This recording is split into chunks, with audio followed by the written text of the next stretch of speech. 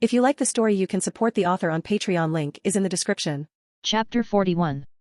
Nico Robin nodded toughly and said, I can believe that. It could be part of your ability. But it doesn't answer why you are helping me. It's clear you know who I am. You know what the world government is telling the world about me. I know the propaganda.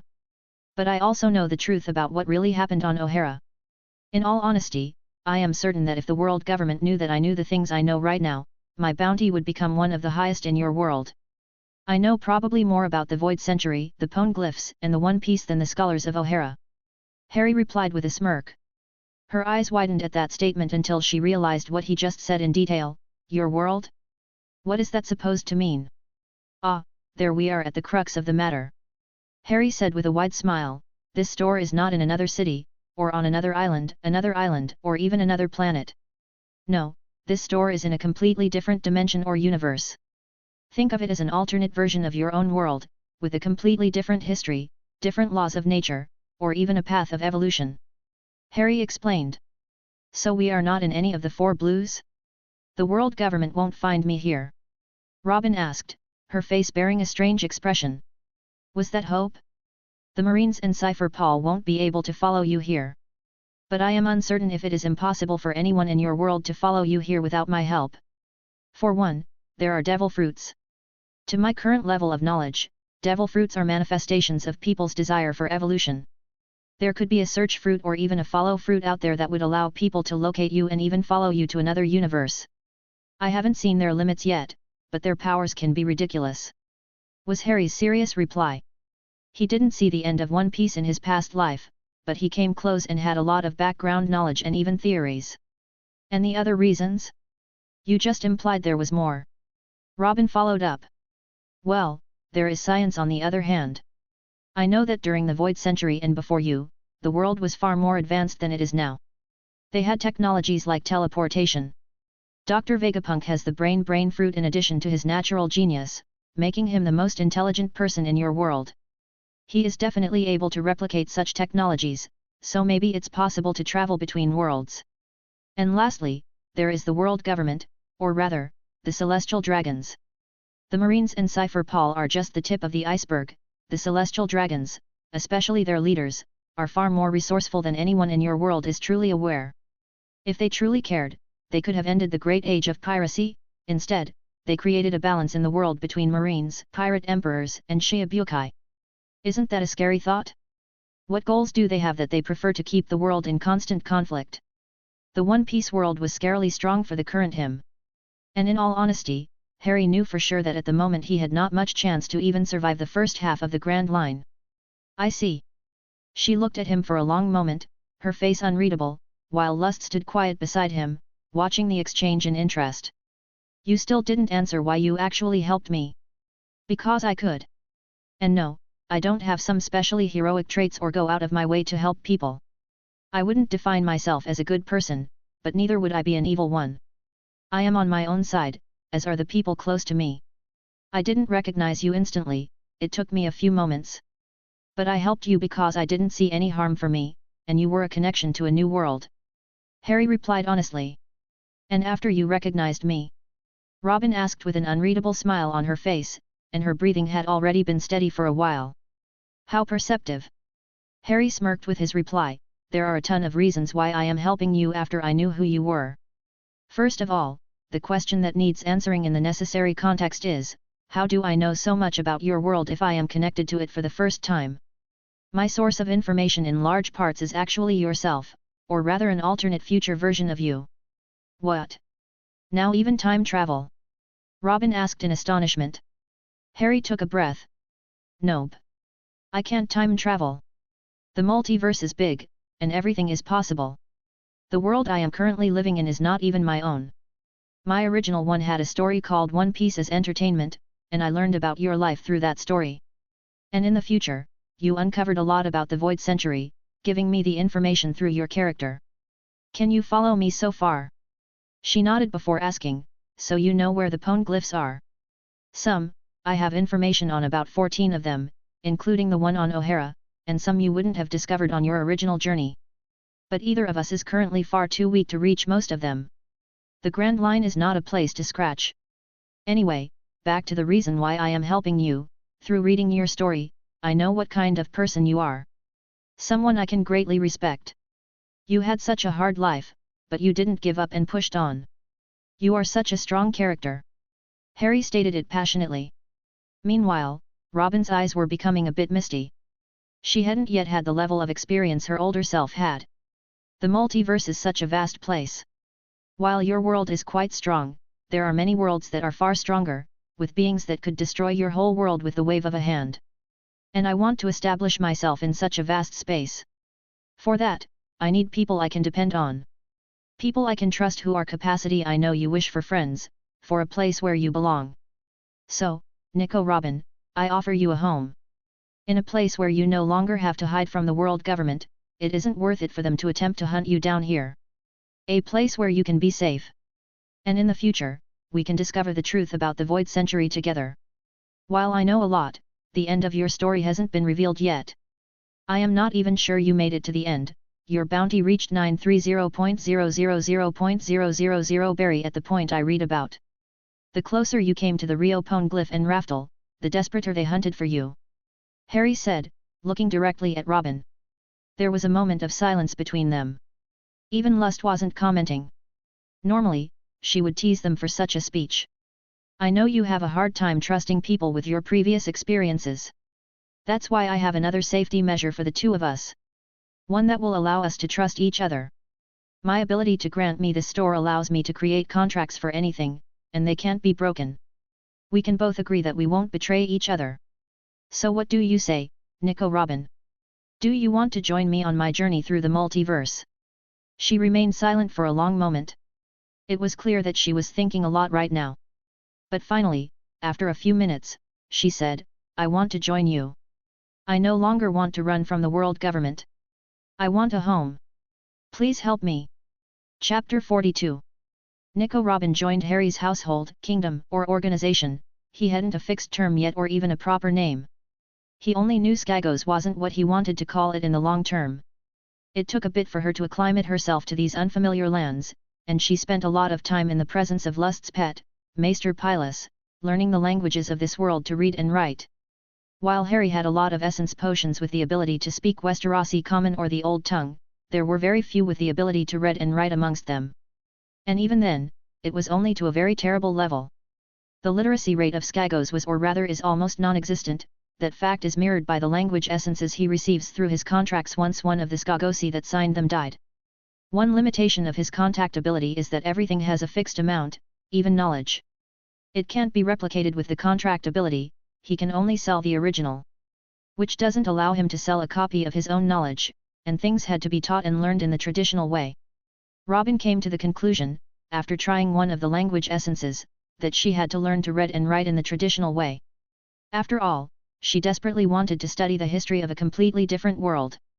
At her core, even while being hunted by the world government, she remained an archaeologist. This also gave Harry another question he needed to answer. What kind of role should Nico Robin fulfill on Skagos? Lust was pretty much responsible for inner affairs, overseeing the development of Skagos and solving inner matters like disputes and different conflicts, while also taking on a ton of other roles, as long as they missed the qualified personnel. Harry himself was also taking care of different matters here and there, while guiding the greater direction of how his land developed and also taking care of the dimensional trader. He always had something to do, even while sitting in the store, he was grinding, studying, doing paperwork, or writing down some knowledge to share. He wanted to turn his land into one of the most advanced civilizations in the multiverse while also becoming powerful himself. To create an advanced civilization, education was a necessity. A role that would be very fitting for someone like Nico Robin. But it wasn't really an effective use of his resources. In a primitive place like Skagos, education would take decades to show any visible effect. They lacked teachers or other skilled people, and this would force Robin to do most of it herself, binding her to the task of teaching, something that could be easier solved by immigrating more educated people from the multiverse in the future. The multiverse was vast, surely there would be people who wanted to immigrate to Skagos. The Ishvalians from the Full Metal Alchemist universe that Scar was recruiting, for example, he was already in the process of convincing them to come to Skagos as part of their agreement. While they weren't the most educated people, they were centuries more advanced than the Skagos. Education was the way to go for Nico Robin. Especially not if there was another far more fitting role that she showed natural skill for. And her devil fruit was perfect for it too. In all honesty, it is more suitable for that task than for combat. Espionage. Knowledge is power, after all. Without a doubt, in a few years, his land would overpower most of the other territories on Planetos.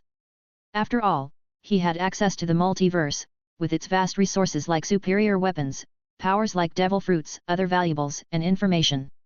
But to securely establish himself in the multiverse, information was a key resource that he desperately needed. His store was, after all, not the only way to travel between universes. Look at the Veil of Death, his body used to arrive here. The basic idea was that Robin starts an intelligence agency under their control here in Westeros, training their agents, which they later could use in other universes. A functional multiversal information network was a valuable thing. For example, in Robin's own home world of One Piece, they could use it to locate demon fruits, graded weapons, and other valuable resources. The same principle would apply to any other universe. Her devil fruit was perfect for spying and stealing. The ability to create ears, eyes, limbs, or whole clones to spy on others was OP for such an occupation. While it had its weaknesses, like having to see the area where she could grow limbs or any damage she received on her created body parts would land on her original body, they could still be easily overcome or were not that dire. Combine it with magic that she could learn through the ancient language, and she would be an unparalleled spy. And Harry was giving her lessons in the ancient language like he did with Lust when they had some time. If you were to believe some of the more convincing One Piece theories, her father had a similar occupation as a former agent of Cypher Paul. Nothing about it is confirmed, but it makes sense. Nico Robin and the Skin Changers of the Free Folk are a solid base for a powerful intelligence agency under his control. While he was planning to employ many Skin Changers in different fields, like scouts in his army or around Skagos, on ships for scouting and warning from storms, and similar, it was no problem to use some for spying. Especially since Skin Changers seem to have a certain affinity for specific animals. While the more powerful ones could create bonds with 2 or 3 different animals, the weaker ones could barely work into one that they had an affinity for. Rats, mice, other rodents, or cats were simply not a good fit for scouting. But they could be well used for spying in cities. Even in modern ones, many major cities on modern Earth, where he had been originally from, had rodent problems. A rat somewhere would be nothing strange. His territory was coming out well. And soon he would meet the other lords in the north. After all, he had just received an official invitation for the name day festivities of the Heir of the North, together with the other lords in the north. The official reason was to celebrate the 13th name day of Rob, to create stronger bonds amongst the northern lords, and to introduce the north to the Stark children. But Harry could read between the lines. After all, he only recently returned from an expedition into the true north. He knew for certain that his boats had been spotted by the Night's Watch in Eastwatch by the Sea. Lord Stark surely wanted to know what he had been up to. After all, they would have been even more visible on their trip back with a small army of giants on their ships. Harry would have acted in a similar manner. "Are you sure this is a good idea?" Nico Robin asked as the girl was clinging onto him. "They certainly have people around to keep an eye on it. It's in the middle of the night, and we are disillusioned. They won't be able to spot us. Let's just take a look," Harry said as he flew his firebolt over the ocean. The wind was ruffling through their hair, but overall it was calm. "I need to confirm how accurate my foreknowledge is." It has been a few weeks since Nico Robin stormed through the doors to his interdimensional store and joined him. She fit well into their small family. "I even met with Lisbeth and the others from Sao. But she didn't just want to abandon her old world.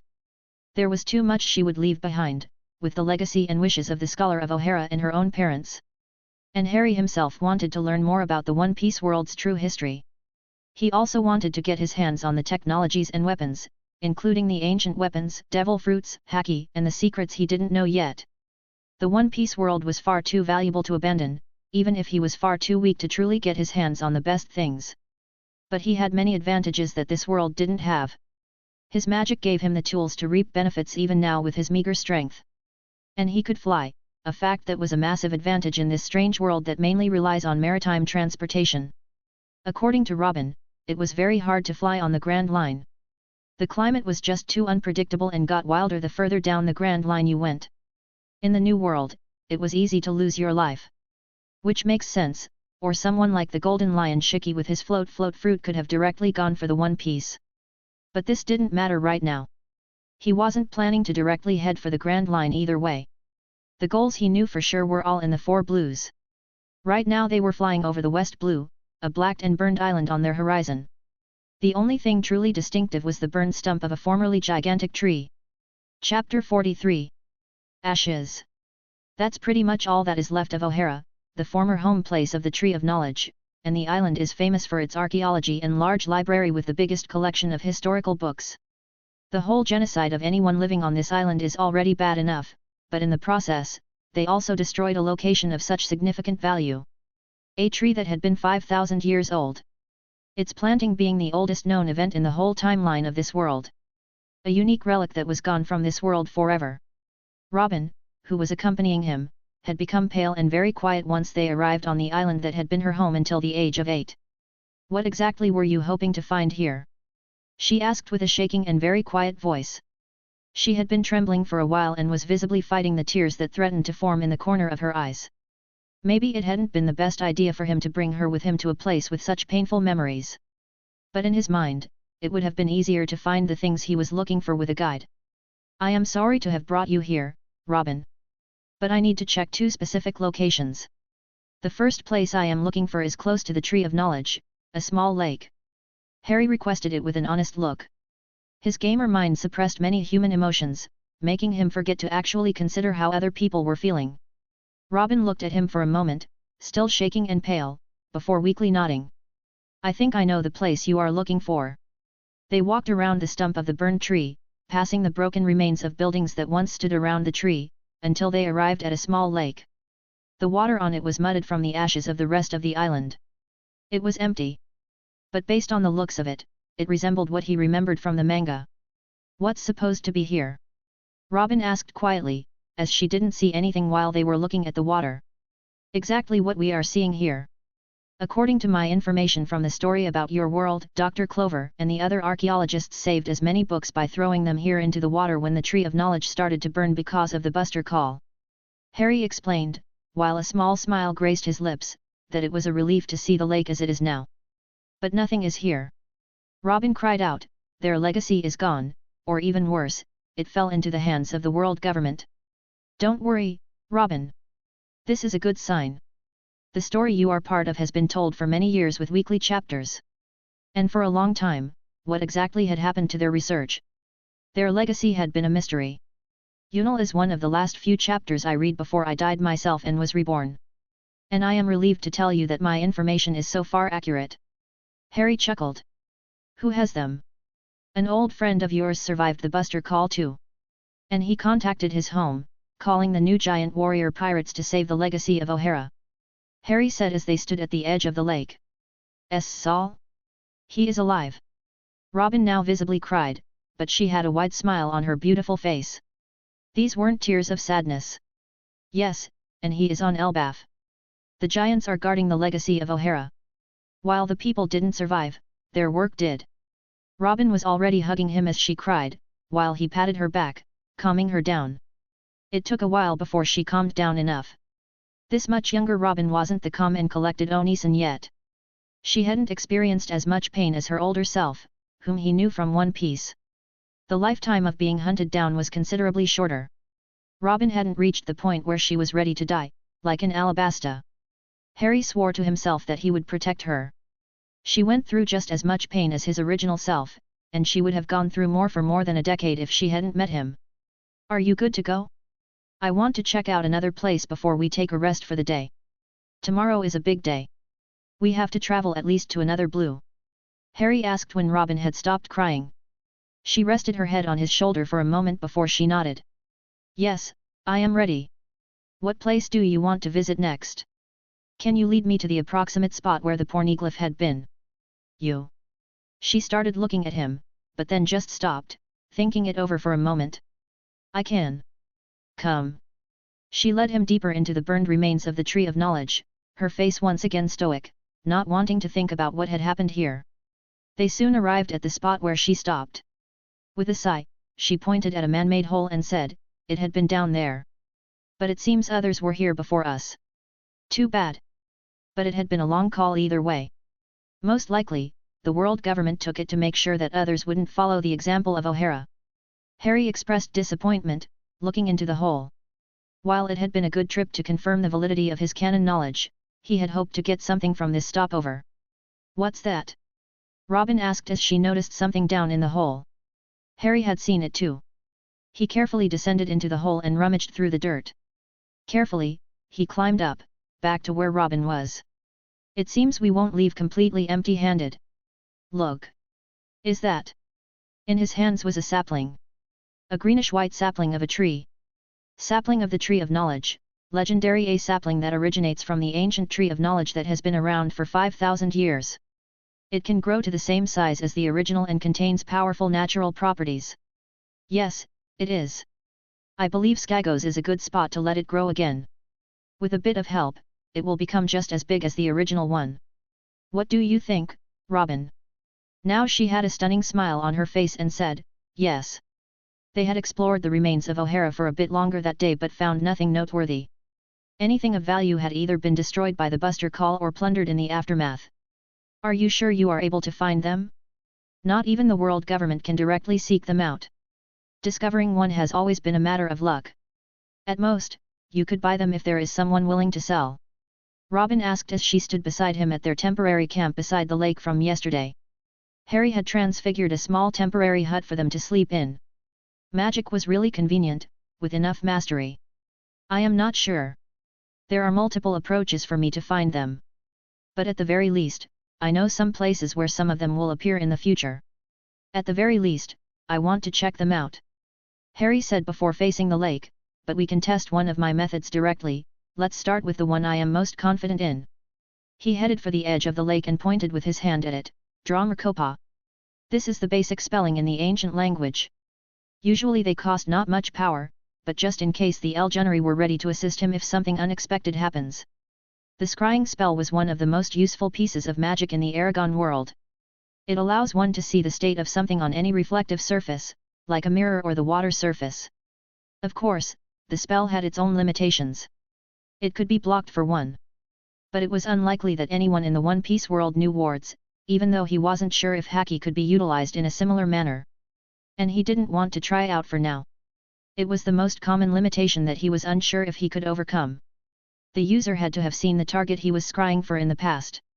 And obviously, Harry hadn't seen much in the One Piece world himself. But he had read the manga and watched the anime. He had seen pictures.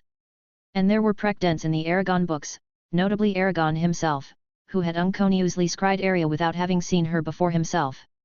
The possibility of scrying something one had seen a picture of wasn't explored at all.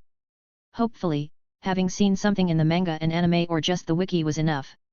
And then it happened, on the surface of the lake, an image formed. While they couldn't see the surroundings, which was part of the limitations that he had not explored the One Piece world at all, they could see a round orange object, composed of many flame-shaped components with swirl patterns on each one and having a swirled stem on the top. The Mara Mara no Mi, or Ace's future devil fruit, is the flame fruit. Chapter 44. So far, it seems to be working, mused Robin as she looked at the image of the devil fruit. Is that spell showing its current state? It should be. Harry nodded while cancelling the spell. But let's make another test to just confirm the result. He once again cast the spell, intending to see another devil fruit. But this time nothing happened, no image was formed. Robin raised her eyebrow at him before asking, "Nothing is happening?" "Well, we shouldn't be able to see it, after all, the Gura Gura no Mi has been eaten by Whitebeard and doesn't exist in its fruit form." Harry chuckled. "So far, everything checks out. I have a full list of devil fruits to go through." And Harry did, he checked every fruit he knew off. Even the fruits that weren't technically canon. He had around 200 to check out. For quite a few, he had no actual image that he could use to see them and just knew of their power and future users. Which brought that number down quite a bit. "That's strange," Harry muttered as he tried to scry the next one. He could feel his energy being used up, but no image was formed. "What is? Shouldn't it be just another fruit being eaten by someone?" Robin asked, as once again no image appeared. "Well, based on the timeline I am familiar with, it currently should be fruitful. But something about it is different. When I scried the Gura Gura no Mi, it only used a bit of energy for the attempt once, but this time I am constantly using energy as if someone was hiding the fruit with a ward from me. Harry explained tactfully. Didn't you say people don't use magic here? Which fruit are you looking for?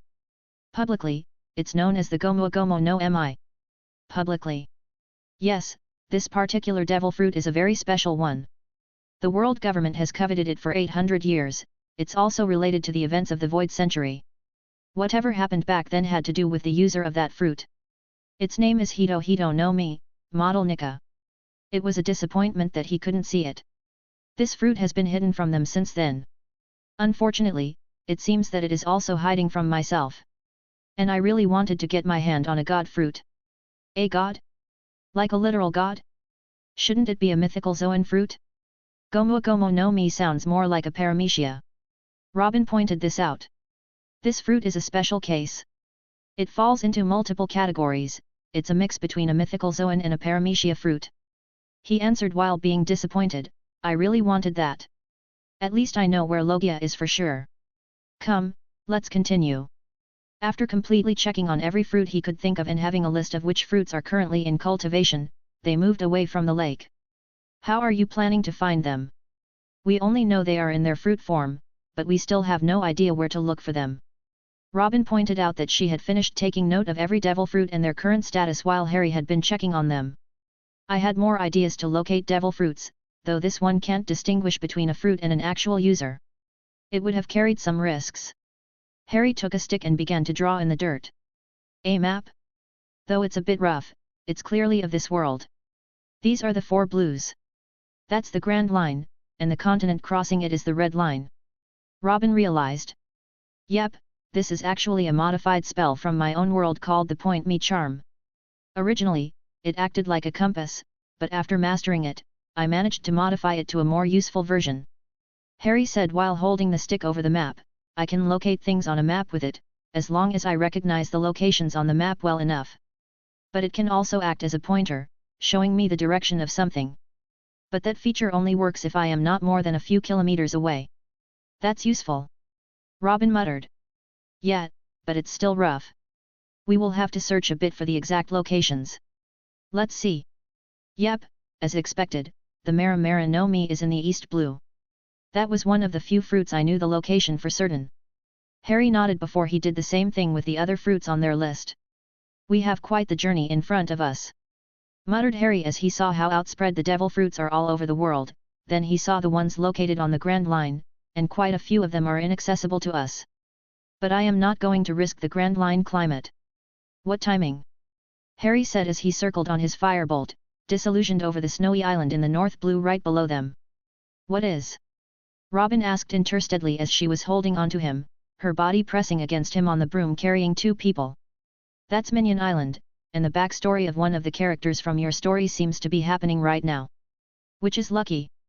If we arrived a bit later, we would have missed the chance to get our hands on one of the most powerful demon fruits. He said this as they descended towards the island. The Op no Mi is that powerful. Yes, it's basically a form of space manipulation that allows you to manipulate everything in a specific area, and with enough medical understanding, the user will become the best doctor in the world. While that space is its limit and has to be set up first, if one were to awaken the fruit, you could move and manipulate that space with far more freedom. But even the world government is after that fruit, not for its space manipulation and medical applications. The user gains the ability to sacrifice his own life to turn someone else immortal. The fact that such an ability is known should give you an idea of the true depths of the world government and the celestial dragons. Although nothing is confirmed yet, a big theory was that the 5 elders are immortal. Harry said with full seriousness as they got out of his firebolt, and he stored it away. Even immortals, can they be killed? Robin asked, worried. I don't know. But it is most likely. He had honestly no idea because most of his information about the 5 elders was pure speculation. While he knew they had devil fruits, what they looked like, hacky, and were at least on a similar level as the 4 emperors, not much about them was truly revealed yet. But that brings us to another problem. This place will be filled with marines and other powerhouses that could easily dispose of us. These people are beyond our current level. While Harry said that his hand hovered in front of a wall and a door appeared, opening it, his store was revealed behind it. It's better if you let me do this alone. This place will be filled with marines, Cypher Paul, and even a future warlord of the sea. But what about you, Harry? You are just in as much danger as me, and not a lot stronger. Robin pointed out, being worried. She was unwilling to let him go into danger alone. If he were a particularly strong fighter, it would look different. But they had noticed that humans in the One Piece world were naturally stronger than in any other world Harry had encountered. While he had similar advantages, thanks to his elvish physiology, the very same physiology hindered him from changing his race to the human of the One Piece world. The problem was that he would lose the advantage of his elvish human hybrid form and needed to undergo the ritual again, which he wasn't sure could happen since it required the permission of the dragons. Sure, I am not very strong in this world yet. But I have other advantages. It's safer if I do this alone, it requires far less focus to keep my concealing spells on myself than two people. I am not mad, I am not planning to face anyone in direct combat. And if things should go south, I still have some trump cards that will save my life. But I can't guarantee it for yours. Harry explained honestly that he wouldn't risk his life, even for benefits. But he was confident that he could escape even an admiral if the worst thing happened. He still didn't want to risk it with Robin around. I understand. Robin looked at him before pulling him into a hug and saying, "Come back safely." The hug only lasted for a moment before Robin left through the door. It shocked Harry, he seemed to have left far more impact on Robin than he had expected in the short time since they had met. Chapter 45 POV. I did it, Law. It's the no mi. Corazon grinned happily as tears formed in the corners of his eyes. We can cure your disease. But the feeling of relief and happiness didn't last for long. Just when everything was going well, Corazon slipped and fell, rolling down a slope. At the same time, this broke the effect of his devil fruit. The Nagi Nagi no Mi, or Com Com fruit, is a paramecia devil fruit that grants the user the ability to create a soundproof field and to cancel all noises. It's not a useful fruit for combat, but it very much excels in the fields of covert operations and espionage, boosting the user's skill in stealth. Still, it wasn't infallible.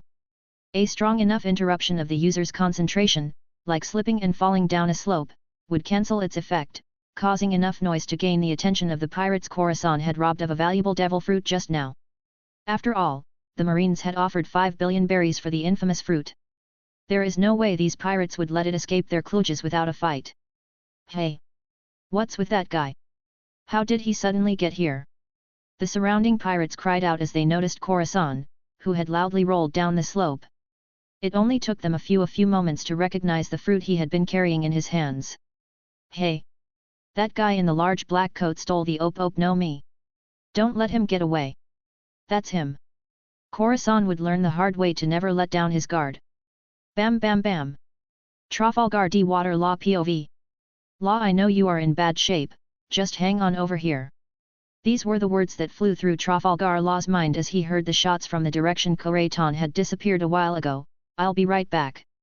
With the no Mi in my hands. Suddenly there was a voice from behind him, don't worry.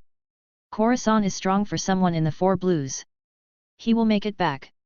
This scared Law, but in his weakened state, it took him a lot of energy to turn around and see who had spoken.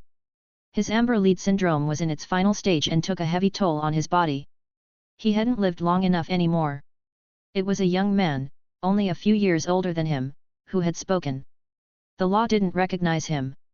It was a young man with messy black hair, glowing green eyes behind a pair of glasses, slightly pointy ears, and a bit of an ethereal look. Yo! I greeted the teenager with a grin and said, Trafalgar D. Waters Law, right? How does he know that name? Law paled visibly as he heard the words leave the opposing party's mouth, not that he could get much paler with the amber lead syndrome. What did you do to Corazon? Who are you? Nothing. My name is Harry Potter. To explain why my exact identity is a bit troublesome, let's wait for Corazon. I am here with an offer for you guys. The young man Harry said as he sat down beside Law, observing him. What are you staring at? Law gritted weakly out, annoyed by the staring. Not much. Your condition is something I have never seen before.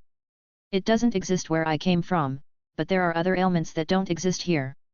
Harry replied as his eyes wandered as if they were reading through something above Law's face. I am confident that you would be able to find a cure if you had more time. But a devil fruit will work too. It will. Law muttered. Oh, yeah. Think of eating a devil fruit as rebuilding your body. It alters your genetic code, or lineage factor, into a completely new one. It will remove the damage of the amber lead accumulation inside your body. Harry explained it, at least as best as he could explain it himself. The exact details of what actually happens if you eat a devil fruit are still a mystery to him. Even with the understanding of the lineage factor, Vegapunk hadn't been able to replicate a Logia devil fruit. Who are you? This time, the threatening voice of Khorasan appeared from nowhere behind Harry. Harry, even with a pistol aimed at his back, remained calm. Ah, there you are, Khorasan or Donquixote Rosinante. I am not a foe. How do you know my identity? I watched a bit of the history of this world, including Law's backstory. And you die today. Harry replied, how are your wounds? Law looked at Khorasan with worry. He will die. At least in the original timeline. But hey, cheer up. I don't exist in it. Harry grinned brightly as Khorasan began to breathe heavily. Don't lie, my wounds are not that grave. Khorasan gritted out. It's not these wounds that will kill you. But your brother, the assignment Virgo was sent to, was to infiltrate the Marines. He will intercept the message about Dressrosa you will send through Law after feeding him the Op no Mi. Harry explained calmly, and worse, escape from the island is impossible for you. Even if you rush to a ship right now, Doflamingo is here and ready to employ his bird cage. After all, this devil fruit is far too valuable to let it escape. Khorasan stared at him for a long moment, while Law held his breath and considered his options. The stranger had to tell the truth. Some of the information he mentioned, nobody but Khorasan himself knew he was planning to do. Will Law survive? Will the Op no Mi save him? For a moment, Harry muttered something before answering. Yes. Any devil fruit will heal him. Harry replied while he looked conflicted, to be honest, I am here for devil fruits. I am from a different world, and devil fruits don't exist there. They are extremely valuable to me. Especially the Op no Mi. If you give it to Law, he will always have to watch his back. But at the same time, Law is a fitting match for that fruit and would become the greatest doctor in the world. What are you trying to say? Khorasan gritted out, and the pistol he used to threaten Harry long since lowered as he was breathing heavily. His wounds clearly impact him heavily. I want to recruit the two of you. I know a bit of the future. I need people who are capable and whom I can trust. Especially someone like Law who has been trained as a doctor by his parents. He has the expertise I need. Both of you are or will be devil fruit users. The dark-haired boy stated honestly, I can give you a home and guarantee your safety. I have the ability to create contracts that are absolutely binding and can't be broken if not through conditions written up on them. Huff, I am unable to speak for Law. But I am a Marine. I have a duty. Well, I thought you would say that. You probably know that the Marines are not clean themselves, but you most likely believe in helping the people for the greater good. I am not sure how much you know. You were a celestial dragon. How much do you know about the true history of the world? Harry asked. Not much. My brother knows far more. I was too young. Khorasan breathed heavily, his wounds impacting him. Harry continued as if he hadn't noticed anything, did you know that once the landmass was far larger? Most of the world is now flooded because the ocean has risen. And that was a man-made disaster. The people responsible for that are sitting in Marigosa right now. And worst of all, they are planning to repeat it. What? The shock had been too much for Khorasan, as he lost his consciousness. It seemed as if Harry had expected that and caught the man. It seems like I was too slow with my explanation. Harry said before he took the fruit that had been in Khorasan's hands and looked at it. Law, eat it. We will talk about my offer once we save Khorasan and you are better. How are we supposed to escape? The bird cage will trap us. Law cried out, and then he saw the blood leaving Khorasan's body. No, Khorasan. Please save him. I will join you, but save him. I was planning it either way. But we need to get him to a safer place. And don't worry, I have my own methods to escape. As he said that, a door appeared in front of them in the wall that Harry pulled open. At the same time, he pointed his hand at Khorasan, and he began to float. Let's go. Oh, right. Here, eat this. For a moment, Law hesitated and looked at the heart-shaped fruit. But he gained new determination and bit into it. Can you walk? Harry asked a few seconds later, after Law had gulped down the fruit. As he saw that the boy stood on his two own feet, he pointed at the opened door, and Khorasan began to float in. Follow him. There is something else I want to take care of. Just as he said that, a massive cage appeared around the island. Law didn't hesitate and followed Khorasan into that strange door as it closed behind them. Chapter 46. Khorasan or Donquixoti Rosananti POV. Yug, what happened? Muttered Khorasan as he opened his eyes and noticed that he was in unfamiliar surroundings. Where am I? From the side came a grasp. Khora, you are awake. It was Trafalgar Law, sitting under a blanket on a wooden chair beside the bed Khorasan was lying in. You lost consciousness while we were talking. But your wounds are fine now. Harry had entered through the only door in the room, as if he had known Khorasan had woken up. What happened at Minion Island? Where are we? Khorasan asked again while eyeing Harry with suspicion. Your brother arrived. He annihilated the island with his bird cage. I sent you and Law here to my own world, so you can recover. Harry explained honestly, before pointing at a few girls that had been standing behind him and looking into the room. I took the opportunity while you were out to recruit a few people in need at the North Blue. I really need capable people after all. One was a light green-haired girl with glasses, she was around Harry's age. Beside her was another girl younger than even Law, she had aquamarine hair and dark blue eyes. Lastly, right beside Harry stood Baby 5 with her long black hair tied by a red bow tie and her white apron above her black dress. She was heavily blushing from the moment Harry said that he needed capable people, probably only having heard needed her. Khorasan looked at Harry with a deadpan. You said you have foreknowledge of some future events? Let me guess, including my brother. Yab. Harry smirked, popping the pea. That bastard had abused his information on Baby 5 to recruit her, right from his brother's crew. He knew she desperately wanted to be needed and would do anything for a person who said he needed her. Sigh. And the other two? Oh, these are Monet and her younger sister, Sugar. He introduced. After I invited Baby 5 to help me, she was a bit away from the other Donquixoti pirates scouting the inside of the bird cage, so I decided to try a few tests on the bird cage itself. Unfortunately, your brother noticed me when I burned a hole through his cage. Right now, I am far too weak to face him in a one-on-one battle, so I had to flee for a few hours away from him. He persisted. I believe he thought I had something to do with the disappearance of the Op no mi. You did. Did Law eat it? And this doesn't explain how you meet these two girls. Khorasan pointed this out. I did, Khorasan. See. Room. A small circular sphere appeared around Law, being around 1 into each direction, with Law in its center. Nice that you figured out how to activate it properly. But you will need to train more to make it even bigger. Harry said as he unfolded the sphere around Law before he returned to his explanation. Well, while I was fleeing from your brother, I flew in a random direction. That guy is really persistent. I even tried to kill him, but his hands just turned black, and he slapped everything away. He gave me no time to open a door. Well, luckily, he couldn't follow me once the sky cleared up, and he no longer had any clouds to put a string on and fly after me. I went to the next best island I found to return here. Coincidentally, Sugar and Monet lived on that island. They hated Monet because she ate a devil fruit and chased them away into the wilderness. I am quite familiar with unreasonable discrimination for something that isn't your fault, so I offered them a new home, and they accepted.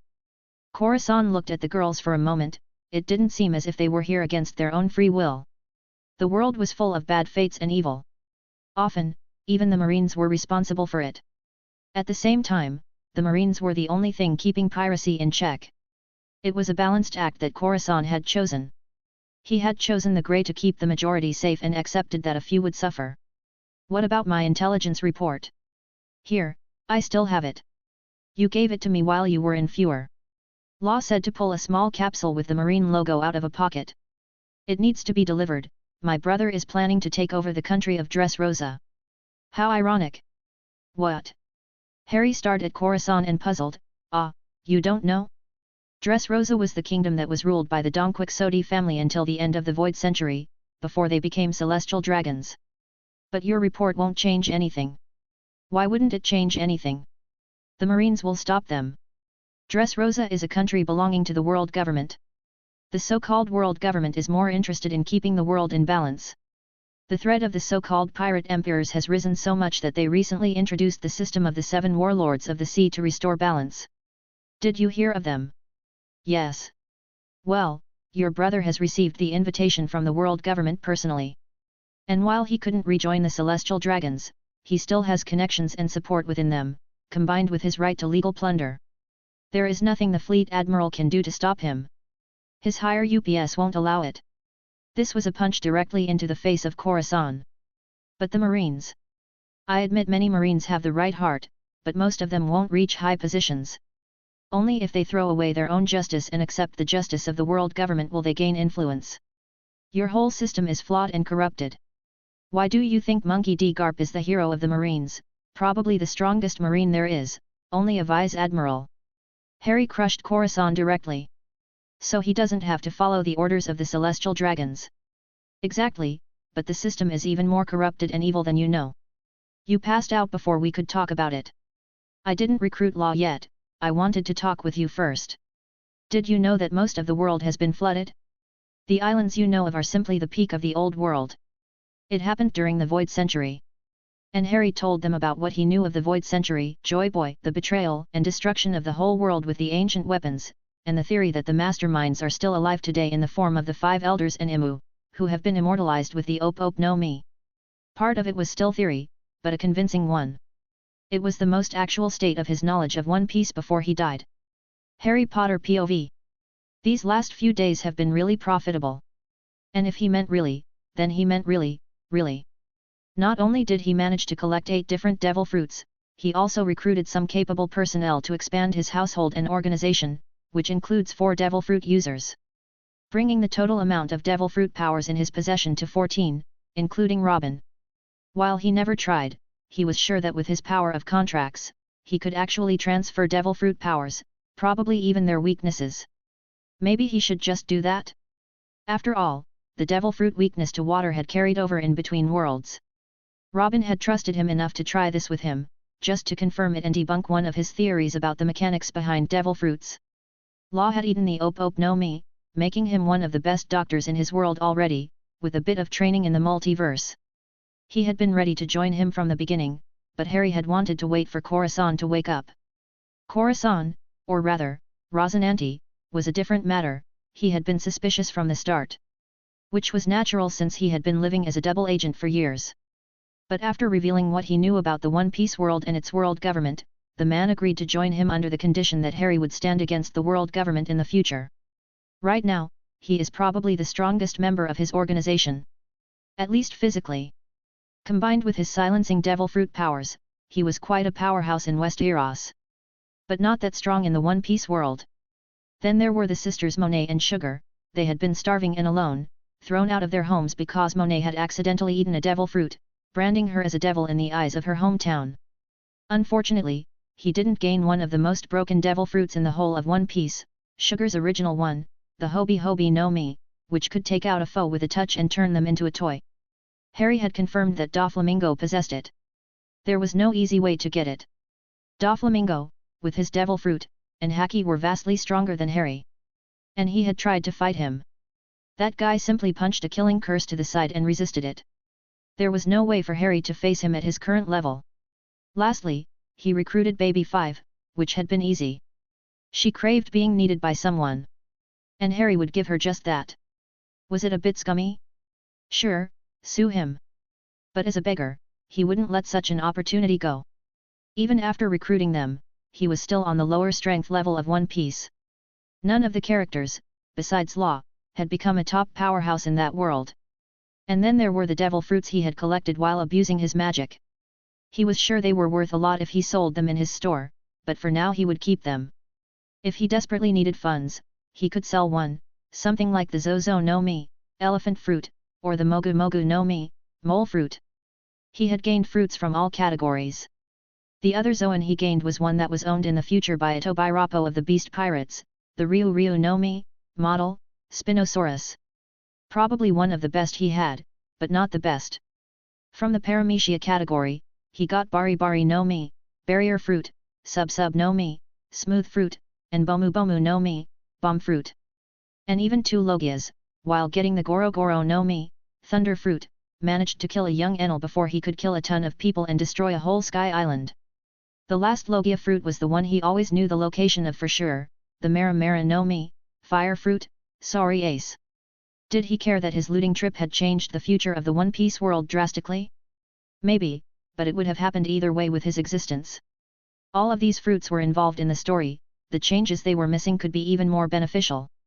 After all, maybe without a devil fruit, Ace would learn Haki properly, become stronger in the end, and survive. Surprisingly, he managed to gather one other fruit. One that hadn't appeared in the One Piece story. Harry found it in the South Blue in a chest together with the Bomu Bomu no Mi. What happened in the story to it, he had no idea. Maybe Gem from Baroque Works sold it after eating the Bomu Bomu no Mi, it was just speculation. Probably because the people in the One Piece world lacked the ability to appraise devil fruits without the Devil Fruit Encyclopedia, or Gem would have definitely eaten this mythical Zoan. Hito Hito no Mi, model Seraph, legendary a mythical Zoan devil fruit that turns its eater into a Seraph. The user gains all the abilities of an angel of the highest level, and his body gets strengthened. It's affiliated with the light and holy elements. Warning! A devil fruit initiates a partial race change. Under normal circumstances, only one can be eaten. Changing it afterwards may not be possible. That fruit was an amazing find. And there were still a ton of fruits that had their original owners or were out there since he didn't dare to fly into the Grand Line. Something just felt wrong about doing that. Also, there are probably thousands of more fruits that didn't appear in the story either. After all, every devil fruit is a possibility for human evolution that someone desires. At least according to Vegapunk. Chapter 47. Robin's and Baby Five's eyes widened at the sight that revealed itself to them. That's really big! Robin exclaimed, an excited glimmer revealing itself in her eyes. When Harry met her for the first time, he felt that her eyes looked dead. In the last few weeks, this made a complete U-turn, and her whole being filled itself with life. He even saw a real, genuine smile while she was teaching children on Skagos in her free time. Harry made a point of it to show them as much of the different worlds as was possible. He had invited each of the people that have joined his organization to different worlds in order to give them a broader view of the universe. I have never seen one so big! Baby Five exclaimed happily. He still had to call her Baby Five because she is keeping her real name a secret for some reason. But she also changed for the better, at least as much as was possible in a few weeks. It was a major concern for him to make it clear to her that she had to value herself more. As often as possible, he tried to instill self-worth in her so she wouldn't try to kill herself in the future because a foe told her he wanted to marry her, like it happened in the original One Piece timeline. Well, he also made sure that she wouldn't betray him and run into such a situation by telling her often that he needed her and didn't want her to leave him. Was it scummy? Probably, but it's better than her killing herself because of an immoral foe abusing her weakness. And it felt good to have someone who adores you. But Harry would never admit it. He would never admit that the original memories were affecting him more than he had imagined and that he wanted to be loved. Even with the suppressing effect of the gamer's mind, which had a habit of not working if it was particularly entertaining for someone watching his life. Yes, Winterfell is an impressive sight. It's supposed to be one of the biggest castles in Westeros. Although Harrenhal is definitely bigger, even if it is in ruins, an old town, by all records, has, with the high tower the highest building in all of the Seven Kingdoms, even taller than the wall. And you saw how big the 700-foot-tall wall is. Harry explained. They were closing in on their goal. Once again, he had to travel with the regular method in Westeros, but this time their journey was even slower. Essentially, they were invited to Robb Stark's 13th birthday. Together with every other major house in the north. Obviously, they couldn't just travel in an efficient way, this wasn't war but an official gathering between the northern nobility.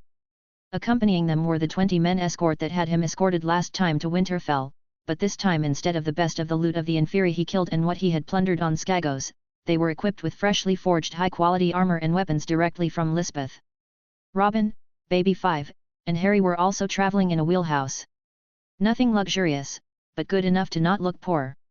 It was imperative to leave a good impression on the other northern lords, since this meeting was a chance for Harry's territory. Obviously, Tiamat had remained on Skagos. He didn't want to reveal her existence yet, and she was too big to be safely concealed from innocent bystanders, unlike on Skagos, where nobody would share information without his permission. The last thing he needed were rumors about a dragon in the north. From what he heard, the current king, Robert Baratheon, hates them with a passion.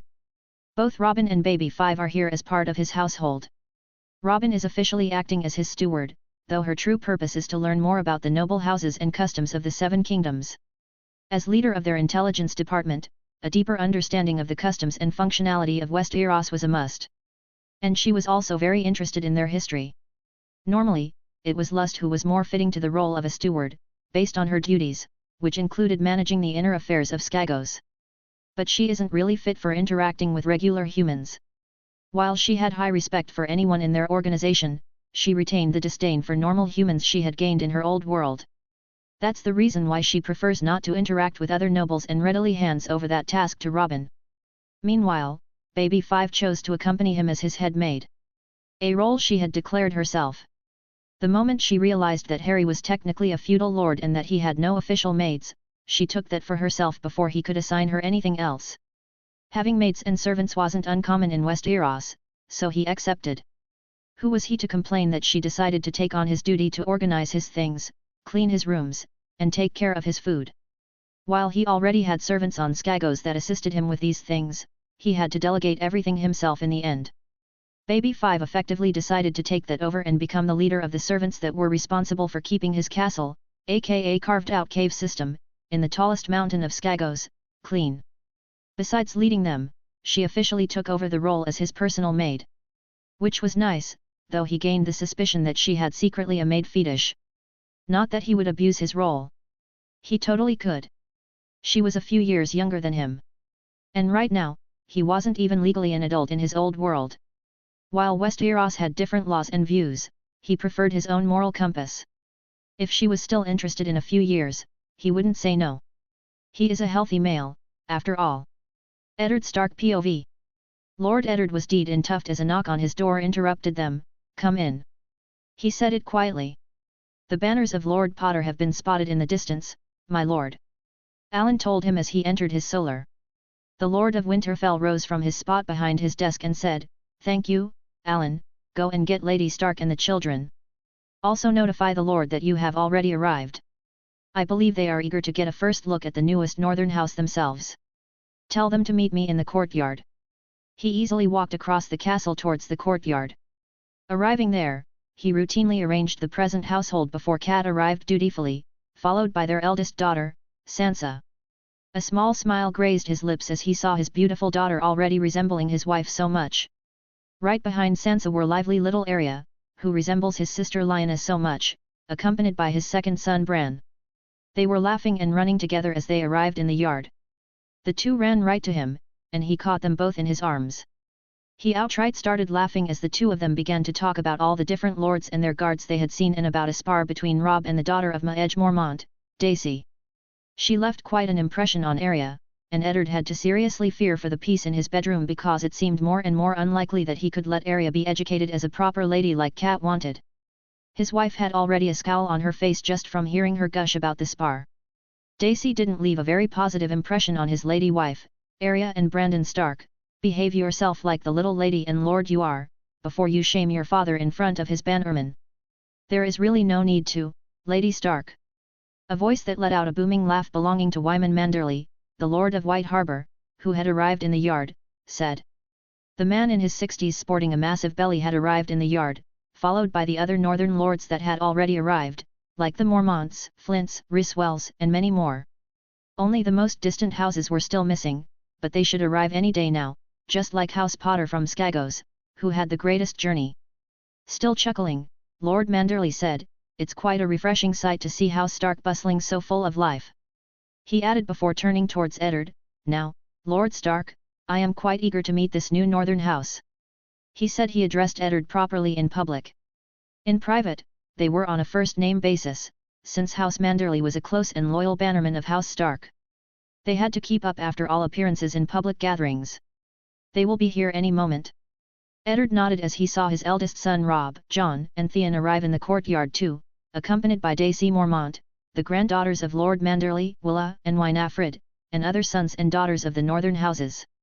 They had brought their children close to his own age, for an obvious reason. Eddard wasn't blind. And they were right, it was something he had to consider. He got ripped out of his trousers by the sounds of horses passing through the gates of Winterfell. Chapter 48. At the front was the familiar face of Harry, and Eddard noticed instantly that he had grown taller since he had visited Winterfell the last time. Most importantly, there was something else about him that looked different. Eddard couldn't exactly place what it was, but the features of his face looked sharper, more handsome, and a bit out of this world. It was extremely strange to find the right words for it. He wasn't the only one who instantly noticed the change. Everyone who had met him the last time looked for a few moments longer at his face. Especially Sansa's gaze was fixed on him, while a healthy blush appeared on her cheeks. Now that I think of it, a betrothal with a magic user wouldn't be too bad of an idea. Eddard was amused by his daughter's obvious infatuation, making the fact that she was unable to even talk to him, while he was close the last time, even more amusing. A betrothal was only a momentary thought. This matter would have to be considered more seriously. Also, his children were still too young to decide on betrothals.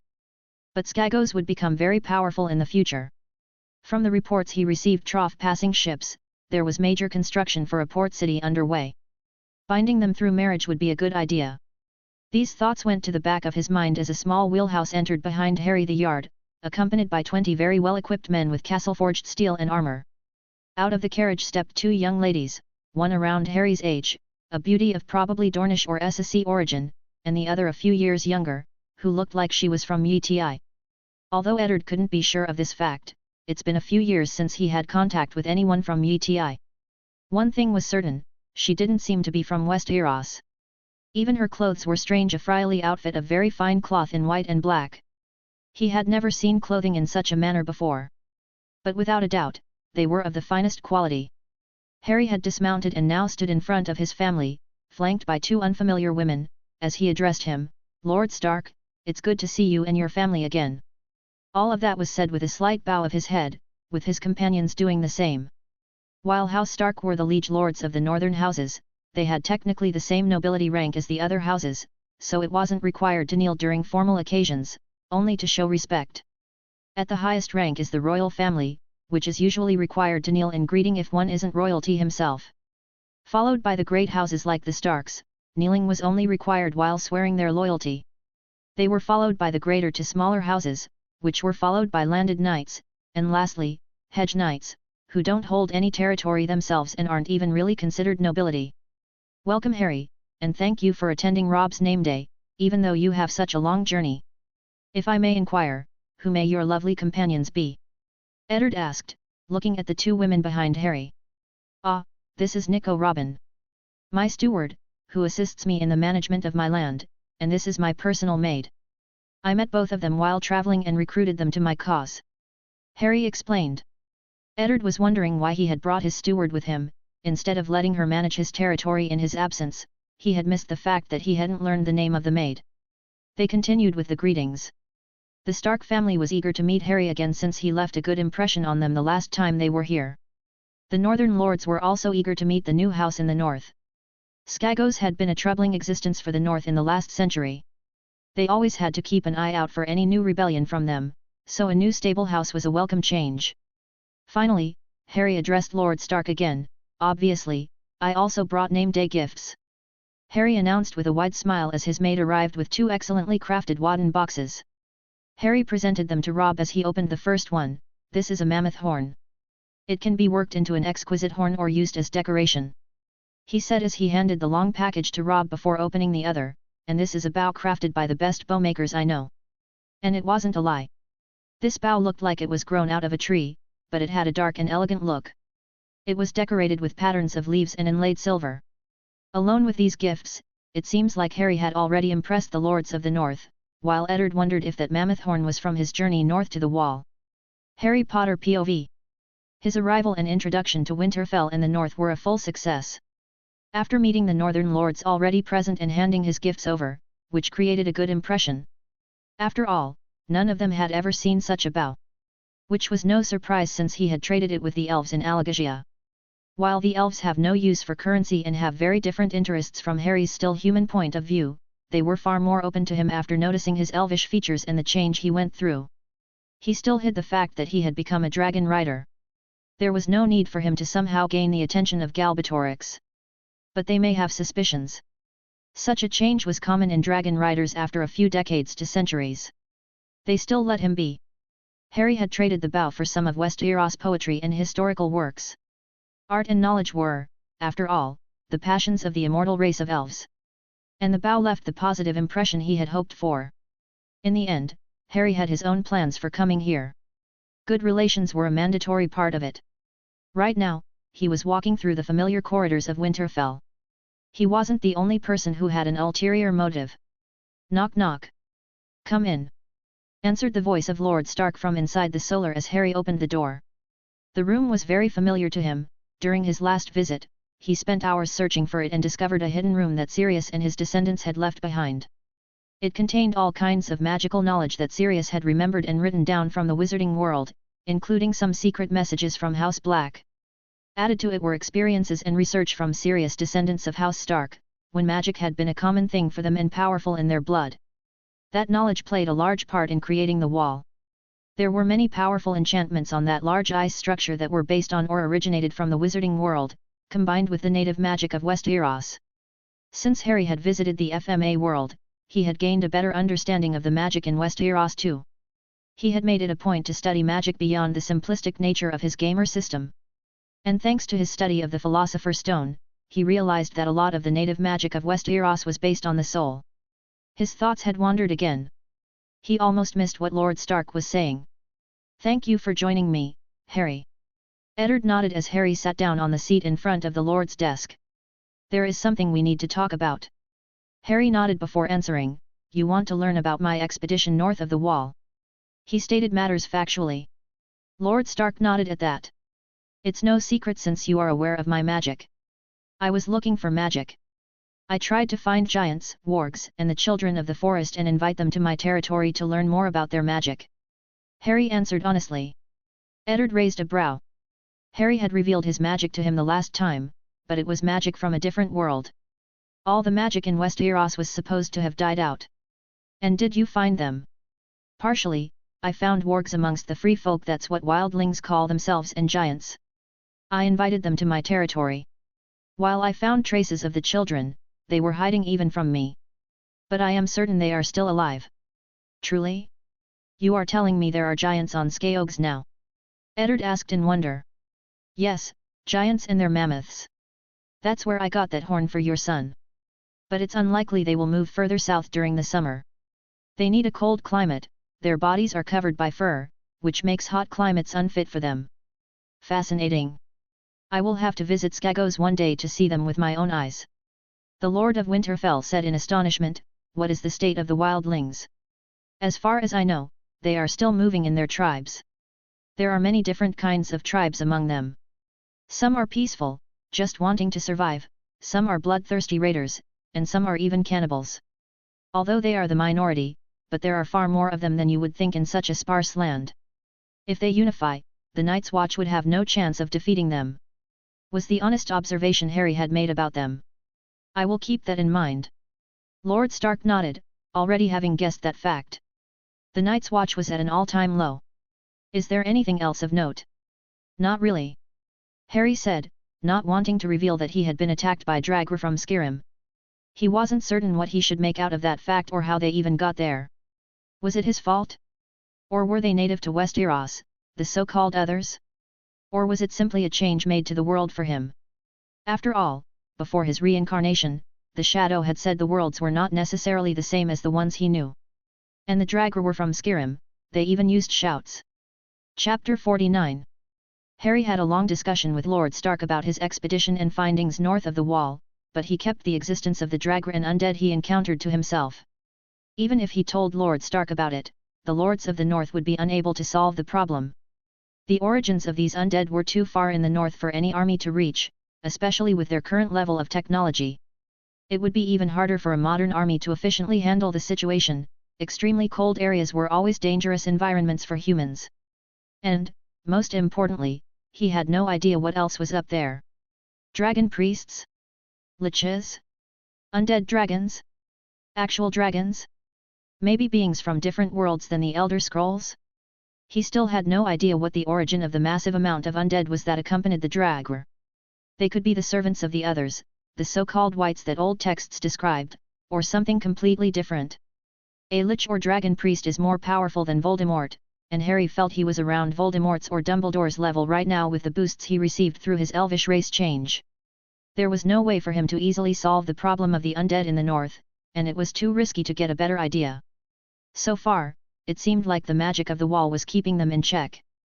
Why should he take a risky gamble if he could use the time to prepare himself and his forces to handle the situation better? And the last thing he needed was to send an army of Northmen up north to feed the undead, or even trigger whatever was sleeping up there. The next morning, Harry headed, accompanied by Robin, towards the Great Hall of Winterfell. Baby 5 wasn't with them because it wouldn't be appropriate for a maid to eat with nobility at the same table. Westerosi noble society was quite particular about such matters. Robin, as his steward, had a higher rank akin to nobility, which made it fine for her to accompany him. Rob's name day festivities would still last for a few days, since not all of the lords have arrived yet. Some, like the Karstarks, who live closest to the wall, would take longer to arrive since they were living quite a distance away. The north was a massive kingdom, almost as big as the other kingdoms of the Seven Kingdoms together. Combine that with lacking roads and harsh territory, and you get tedious travel times. Most of the already present lords and their children had decided to meet up in the training yard today for some spars. Harry himself had no interest in a spar. There was one disadvantage to his superhuman elvish strength: he had a hard time holding back against regular humans. While lords in a medieval society were overall more trained than in a modern one, there was still a high chance that Harry could accidentally cause some heavy injuries. On the other hand, this meant that the Great Hall was mostly empty at this time. The only people present were Lord Manderley and his grandchildren, who had accompanied him for obvious reasons. Every lord coming to Rob's name day had brought some of his children or young family members with them, if possible, in the hope of brokering a marriage alliance with House Stark or at least a friendship with the next generation. Wyman Manderley has 2 granddaughters. The older one, Winifred, was around 16 years old, basically Harry's age. A cute girl with long braided brown hair. The younger sister Willa was around 12 years old and had blonde hair that seemed to be dyed green, also in a braid even longer than her sister's. "Ah, Lord Manderley and your lovely granddaughters. It's nice to see you here. I hope you are enjoying your breakfast." Harry greeted me amiably. "Lord Potter and Lady Nico or Lady Robin. It's good to see you too." Wyman Manderley replied as he turned his fat neck towards the newcomers.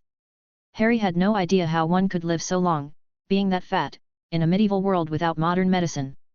"You may call me Robin." Robin replied with a polite smile. "Lady Robin, it is. Come join us. We have some space." Wyman invited him as he pointed at the seat beside Winifred, who was sitting opposite Willa and him. "Don't mind if we do." As he sat down beside Winifred, she asked with interest, "Are you not going to join in the sparring today, Lord Potter?" "Haha, it's better if I don't, Lady Winifred." Harry admitted honestly, before he made up an excuse, "You probably have heard a lot of stories about Skagos. It was bad there. I basically grew up on a battlefield. I am too addicted to killing. I fear that I would unnecessarily hurt someone, so I decided to stay away." Wyman had a serious glint in his eyes, hidden behind a smiling face. "How old are you, Lord Potter? If I may ask." "I have 16 name days behind me, Lord Manderley." Harry answered. It was true for his body, but false for his mind. But he decided it was better to choose the age he looks like instead of a theoretical one with too much explanation. "The same age as my Winifred, and already such a burden," hummed Lord Manderley with a bit of pity concealed by his still smiling face. "Overthrowing the lords on Skagos is not a small feat." "Are you related to House Stark? You look a bit like Lord Stark," chirped Willa in from the side. "It's that obvious." Harry mused, only distantly. "We share a common ancestry, but it's been quite a few generations." "Really, I didn't know that." Wyman said aloud, "How is the situation on Skagos?" "We are getting there. Anyone not compliant has been removed, and the situation has settled down. Right now, we are developing the land. That's actually the reason I was planning to talk to you either way. What can I help you with?" Skagos has not had a proper economy for centuries and has mostly lived from foraging. But it turns out the land is quite rich. And now Harry once again says, the unique geographical structure of Skagos makes agriculture quite efficient. The mountains around the island are protecting us from the cold northern winds, permitting us to have massive overproduction of food with some proper agriculture. Additionally, we have also started to develop the mines on Skagos, giving us more ore than we need. In truth, the large number of crops they were producing came from modern techniques like crop rotation and fertilization, in combination with the magically enhanced seeds he had acquired from the elves. I see what you are pointing at. Wyman said tuftfully as he stroked his beards, you need our ships to export your produce. But not only that. I would like to buy some ships in exchange for a part of our exports. We are able to offer better prices than the South does. This deal could make the North richer in the long term. Harry admitted that the efficacy of their magical crop growth was so good that he could sell them quite cheaply and still make a profit. How much food are you able to export each year? Wyman is now interested. Enough to feed half the North. Skagos is quite green. I feel like the gods have blessed us too. Harry added a bit of bullshit. Why not sell magical help as the blessing of the gods? A medieval society was normally quite sensitive to magic. But if he branded it with religion, he could use a bit of magic more openly without causing any problems for himself, only profit. Neither did he mention which gods were helping them. After all, House Manderley follows the Sevens common in the south, while most of the north follows the old gods. Is that so? Wyman asked. If you are telling the truth, that could change the whole economy of the north. Right now, the southern kingdoms are basically extorting us for food, which is preventing the north from developing more. But with cheaper food, the north could become more powerful.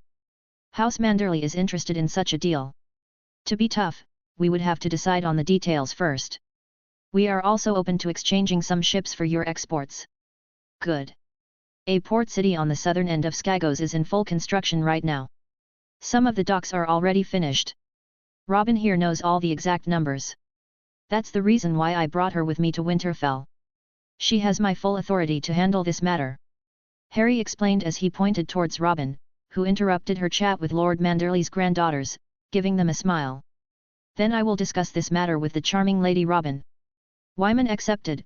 By the way, how much and what kind of ore are we talking about? A lot. Iron, copper, silver, and some other minor metal deposits. Harry grinned. Chapter 50. A few days later, the great feast for Robb Stark's 13th name day would happen, once all the lords of the north had arrived in the Winterfell. In the meantime, Harry had a very productive time. Once Robin had finished her negotiations with Lord Manderley for the necessary naval infrastructure and transport over the land, they could make their deals with the different lords of the north. The greatest profit of the Skagosi food export, besides Skagos themselves, would have House Manderley in White Harbour. Not only would they gain a fixed percentage of every export since they were handling the transport of the food all over the north, they had also acquired a deal for cheap food with a fixed price in the foreseen future in exchange for a commission of 15 galleys for Skagos. While Skagos under Harry had constructed a small fleet of rudimentary ferries, they actually required him to travel with them since he had to repair them magically multiple times during the whole journey. Skagos simply didn't have any expertise in ship construction, nor did any of the people working under him or himself. A small fleet would bring his own trade ambitions a long way forward and open up Bravos, Essos, and the rest of Westeros for him. Besides that, White Harbour, famous for their silversmiths, agreed to regularly buy some of their ore in exchange for goods and money. The second largest buyer of their food crops was House Stark. Lord Eddard, as Warden of the North, was responsible for the well-being of all the people in the North. He often had to help out the poorer houses. He was happy to acquire food crops in mass for a reasonable price. In exchange, he even extended the tax exemption in exchange for half the crops, the other half he pays fully. Harry used up his full storage of their harvest this year during his trade deals. With the magically enhanced crops, there was no way the Skagosi would starve, and their surplus would be soon replenished. But in exchange, he gained a lot that would boost the Skagosi economy. Wood, especially ironwood from different houses in the north, wool and pelts, clothes, furniture, tools, pottery, and more. Every last bit of it was something he wouldn't have to produce himself in the foreseeable future. Would he have more than enough for his people? Yes. But at the same time, he would need it. He was certain that soon more people would migrate to Skagos. And if he didn't have enough, the gold he gained from his many deals would serve to import what else he needed. It also gained him a good reputation with the lords of the north. Many of them had a grudge against the southern houses since they were extorting the north in exchange for their crops. They were happy to acquire a source of food for a reasonable price while being able to put more resources into their own land instead of paying the exorbitant prices of the south. Harry was already certain that many southern houses would be angry with him. But until they realized that a major source of their income had lessened and what had caused it, Skagos would be so strong that they had no chance to cause him much trouble. The good impression he had left on many houses of the north also became clearly visible during Rob's name day feast. He was invited to drinking contests with many of the northern lords. The ones especially happy with him were Lord Karstark and Lord Umber. Karstark and Umber territories were, besides the mountain tribes, who rarely left their homes, the northernmost and harshest ones. The amount of crop they could produce was limited thanks to the extreme climate in their territory. They relied on imports from further south. Skagos was basically their neighbor. The Karstarks and Umbers would benefit massively from direct trade with Skagos. While they produced a limited amount of food, they were decent producers of wood and pelts. But his popularity with the nobility in the north showed itself in a completely different manner too. Besides Robb Stark, Harry had become the most popular bachelor among the younger generation. From Lord Manderley's grandson to Karstark's daughter Alice, every last one of them asked him for dances. It was obvious to Harry that any of these houses wished to secure a marriage alliance with a big food producer in the north. There was not much brain capacity needed to realize that it was a smart move to send their daughters towards him. Harry had barely a chance to take a seat that night. The most eager one was Sansa Stark, the 10-year-old daughter of Eddard Stark, who looked quite tall and mature for her age. To be honest, Harry didn't think that Lord Stark had asked her to get close to him. He didn't seem like the type. More likely, she simply enjoyed dancing like a lady. At least that was the impression Harry had of Sansa Stark.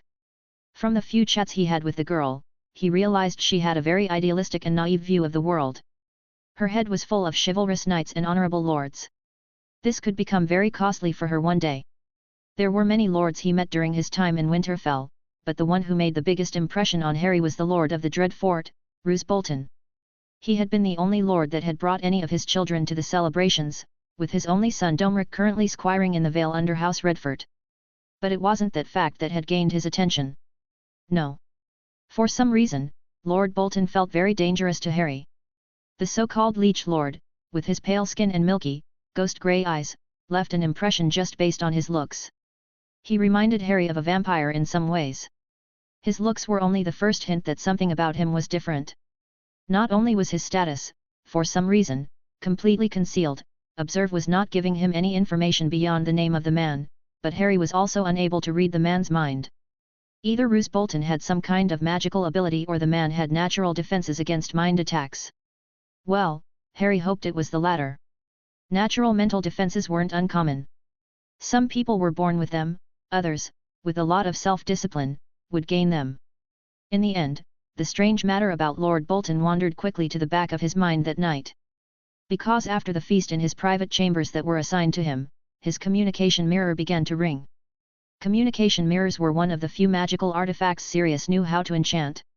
The pair that Sirius had gifted Harry in the wizarding world had been enchanted by the man himself. While mirrors were expensive and rare in Westeros, the only group of people able to produce them in a suitable quality being the glassmakers of Myr, Harry had managed to acquire a pair of them. And the first thing he did was to enchant them with the two-way communication spell, so Skagos could contact him anytime. Unfortunately, the spell didn't work between worlds. It was one of the few things he had tried first. Harry carries one of them always with him, while the other was in the hands of Lust, who was responsible for managing Skagos in his absence. "What is it, Lust? Did something happen?" Harry asked directly, since he knew she wouldn't call him for no reason. She had permission to handle most of the problems as she saw fit. "Oh, there is a bit of news I believe you would like to know." She said it with her usual flirty tone. Harry wasn't sure whether he had to be worried that something serious was happening or if it was something completely different. While he had no doubt that Lust was loyal to him, especially thanks to the power of his contracts, she still had a disregard for regular humans. For her, humans were nothing more than pawns. While she is very efficient and capable of handling matters regarding her territory, she didn't care whether the majority of people survived, as long as she had enough to handle the territory. "What happened? Are we in trouble? Is someone dying?" Harry tried to get more information out of the sexy homunculus. "Nothing like that. But it would be better if you headed back rather sooner than later," she replied, still unbothered, clearly playing around with him. Out with it, lust. I am running out of patience. Harry sighed, annoyed. Why do I need to rush back? While we have accomplished our goals here, it would still look strange if we just rushed back now. No need to rush that fast, just be back in the next few days or you will miss an opportunity you were looking for. She replied with a smirk, your pet Ishvalian came for a visit and left the first batch of his people here. Scar? So the first Ishvalian refugee has arrived on Skagos? But what opportunity is she talking about? Oh, right. Chapter 51. Edward Elric POV, Fort Briggs. Kaathum. What? Edward cried out as he saw the floor in front of his brother and him crumble and a massive figure climb out of a hole below them. It was a big, hulking, and muscular figure, easily dwarfing even Major Alex Lewis Armstrong or that grizzly guy that had been beaten up outside in the Briggs Mountains. He wears black pants and shoes and sports black straps across his chest. He has long and stringy black hair that runs down his head, sharp teeth, and a single blank white eye with a scribbly outline. But most notable to Edward was that red Ouroboros tattoo on his right shoulder. It's a homunculus. He said it in shock. It's one they hadn't met before. What was it doing here? How did it get here? Did it follow them? Damn it, they already know we came here to find a way to fight the homunculus. Edward realized this in anger. The massive homunculus stared right at them. Their eyes met and it began to snore. Both he and Alphonse shouted, pissed off, that thing was ignoring them. Their voices were loud enough to wake it up again. Who are you? It asked slowly as it looked right at them. What? This homunculus wasn't there for them. Didn't your father in Central City tell you about us? Edward asked, unsure if they could still salvage the situation. We are just here to find a way to get our original bodies back. We are not here to get in your way. They had just recently met the leader of all homunculi, who, for some reason, resembled their own asshole father. It watched them with a confused gaze for a while and said, never heard of you.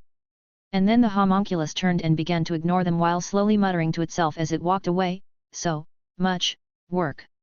I have to dig. Why, me? No more talk. Too much effort. Could it be? Edward whispered towards Alphonse. His armored brother completed his tuft for him. It didn't hear about us from father or the her. But their knowledge of homunculi just earned them another problem. The surrounding Briggs soldier looked at them with suspicion again. Could it be that those two know that thing? They were awfully chummy with that monster. Maybe they've been helping that thing all along. Second Lieutenant Vado Falman, a member of the Colonel Mustang's unit that the Elric brothers had just met minutes ago and who had been moved to Briggs, decided to get a bit of distance between himself and the brothers. Smart choice, if he didn't want to be suspected too. This is getting bad, muttered Edward to his brother, just as he had to jump out of the way. A bullet impacted the ground where he had just stood seconds ago.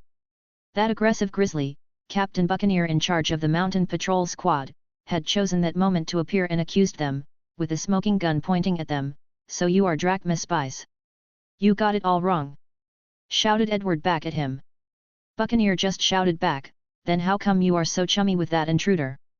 We are not chummy.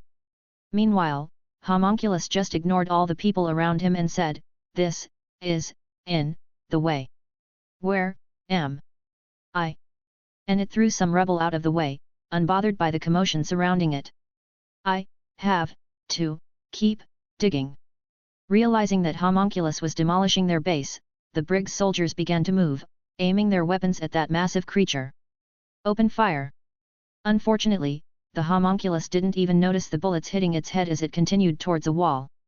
Buccaneer and his soldiers looked astonished at that sight. No way! The bullets didn't even hurt it. Not having noticed anything wrong, it somehow walked onto an elevator and got lifted up to another floor. Shit, it's heading towards the research level. Buccaneer shouted, after it.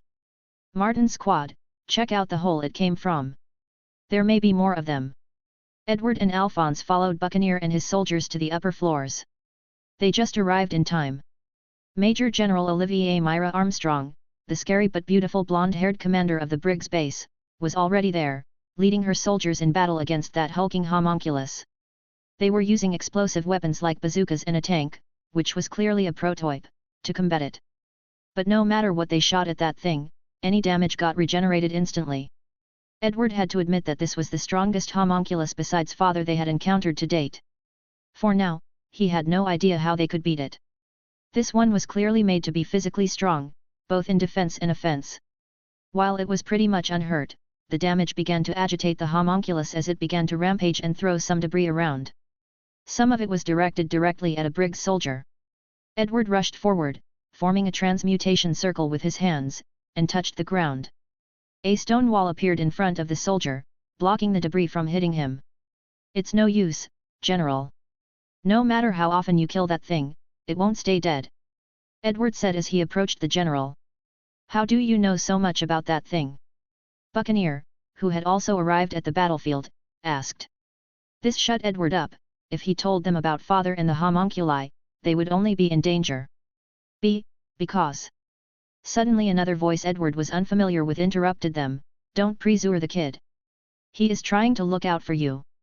The two of them are one of the few people who have realized a part of the truth about this country. It belonged to a dark-haired boy, about Edward's age, with glowing green eyes and a face that looked out of this world. "Who are?" Alphonse asked, but got interrupted by the general. "Didn't I put you in a cell?" Alvier said she was pissed off, showing her scary face. "Ahaha, so cute." The boy chuckled, which seemed to anger the general even more. "Why would I stay in cell if there is so much commotion going on? But I left you a gift there, Olivier. It's general for you." A scary aura formed around here, but that boy seemed to be unaffected by it, while both Edward and Alphonse stepped back. "Anyway, that's one of the homunculi I was telling you about. He is Sloth," he said, pointing at that hulking figure. "You don't have enough firepower to kill it. The Philosopher's Stone inside of it, combined with its natural strength, makes it very hard to kill. So how do we get rid of it?" the general asked, still annoyed, but seemed to accept that she had to work with that boy. "Well, kill it again and again, until it's dead," he said, matter of fact, "or watch me. I am here for the guy anyway. But first, I gave you a general idea of what was really happening, and the Elric brothers will be able to give you more context. But to know everything, you should discreetly contact Mustang." "Tch, that greenhorn? What does a fool like him have anything to do with this?" she asked, annoyed. "Greenhorn? That's a good one. I have to remember that," the boy said, "but I had a bit more time to talk with him. He knows the full details of what is going on and has been working on it for a while. The Elric brothers are able to confirm the facts with their own investigations. So talk to him." "And why can't you tell me about it, Harry Potter? Is that even your real name?" she asked, still not even slightly calmer. "Ahaha, because I am about to do something stupid. I have no idea if it will work. So don't forget the gift. And Elric brothers, you are looking for a way to get your buddies back, aren't you?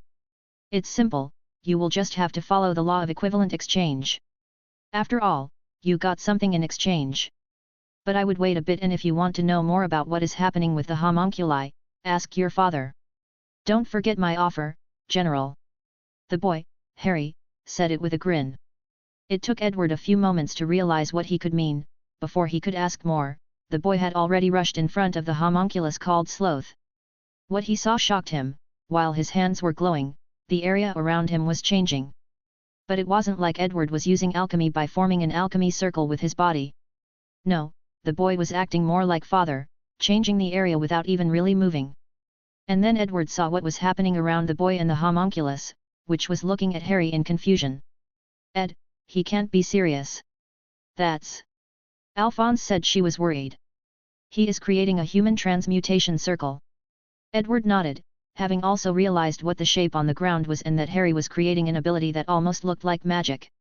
"Why would he do that?" asked General Olivier. "It's an taboo." "No idea. This is bad. We need to stop him," Edward shouted as he rushed forward, but it was already too late. Harry had cut his hand, with blood flowing out of it, and touched the ground, which activated the transmutation circle containing homunculus and the boy with the lightning and energy flickers from a transmutation. A bright flash later, and both of them had vanished. Chapter 52. Harry Potter POV. "You have killed Sloth, homunculus, 450,000 EXP received.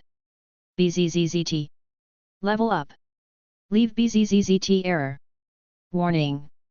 Critical error. Fatal error. Warning.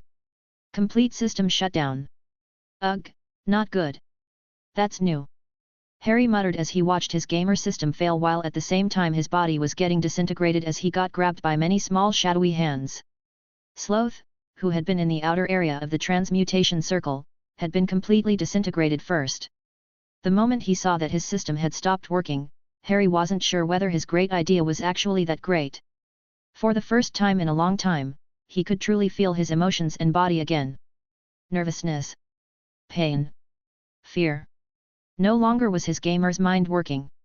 He had second thoughts now, but it was too late. Harry's idea had been pretty simple. He didn't plan to bring a human back or anything, all he wanted was knowledge. A homunculus with thousands of souls and knowledge from a different world in exchange for knowledge about alchemy and the science behind the Gate of Truth should be a great deal. An equivalent exchange. Quick in, and as quickly back again. At least, that was the idea.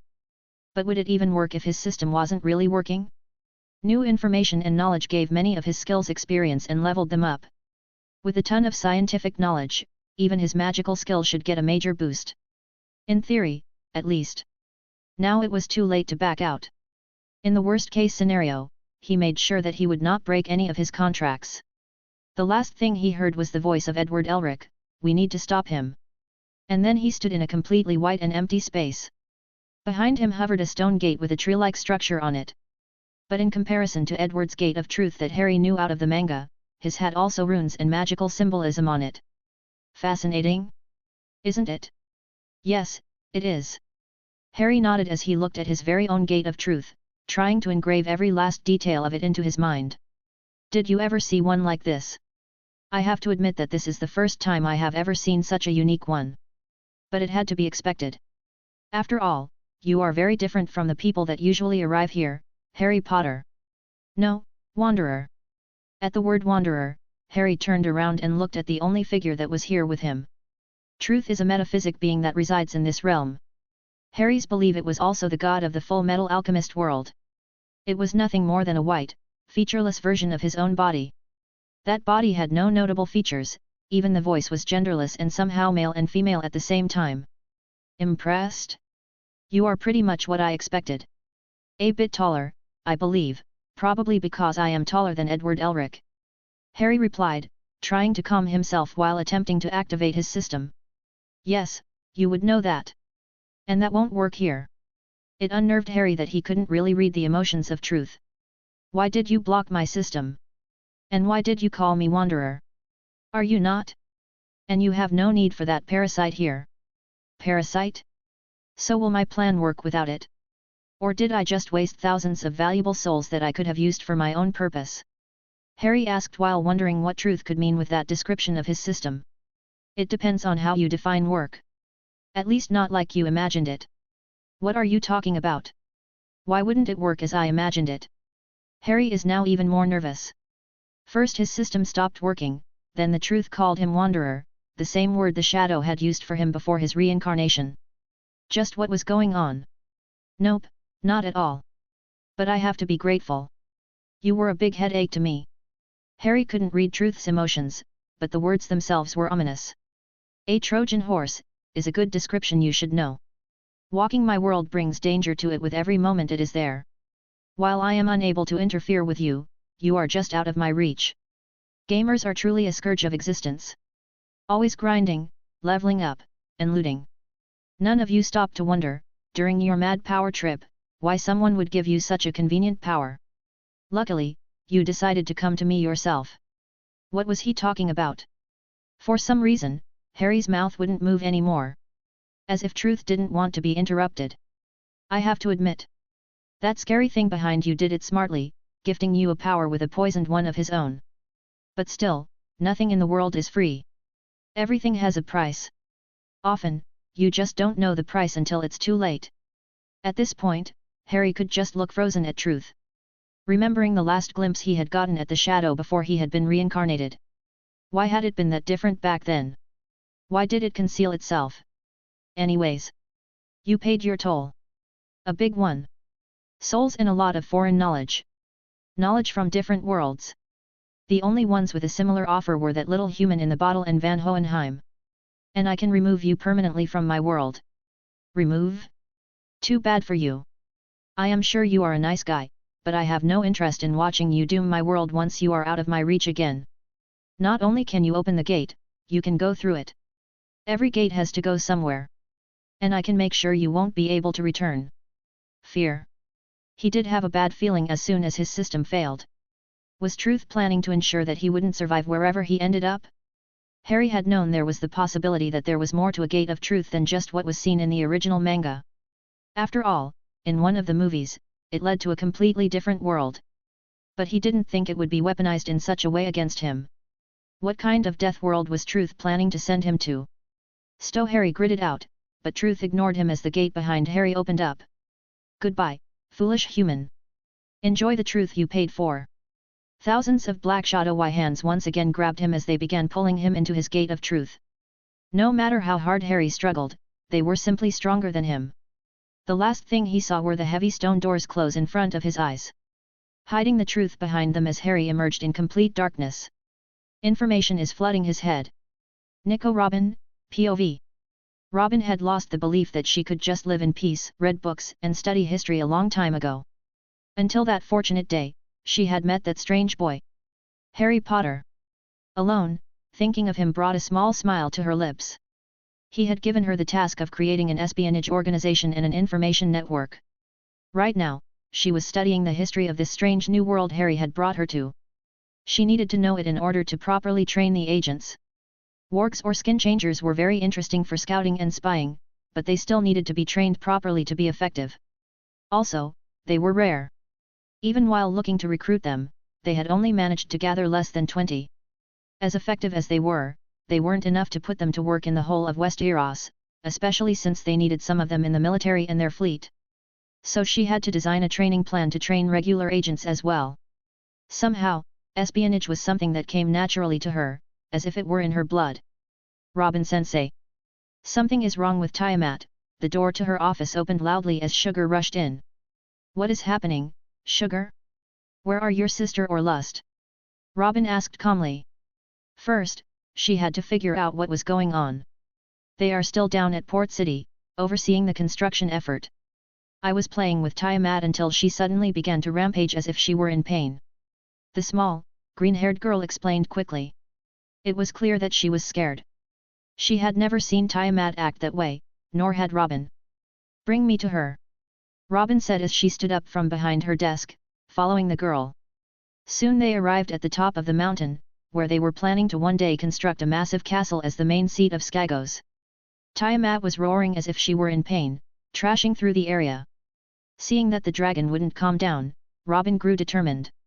Harry had told her about the applications of her devil fruit she would accomplish in the future, including his own opinions on how she did it.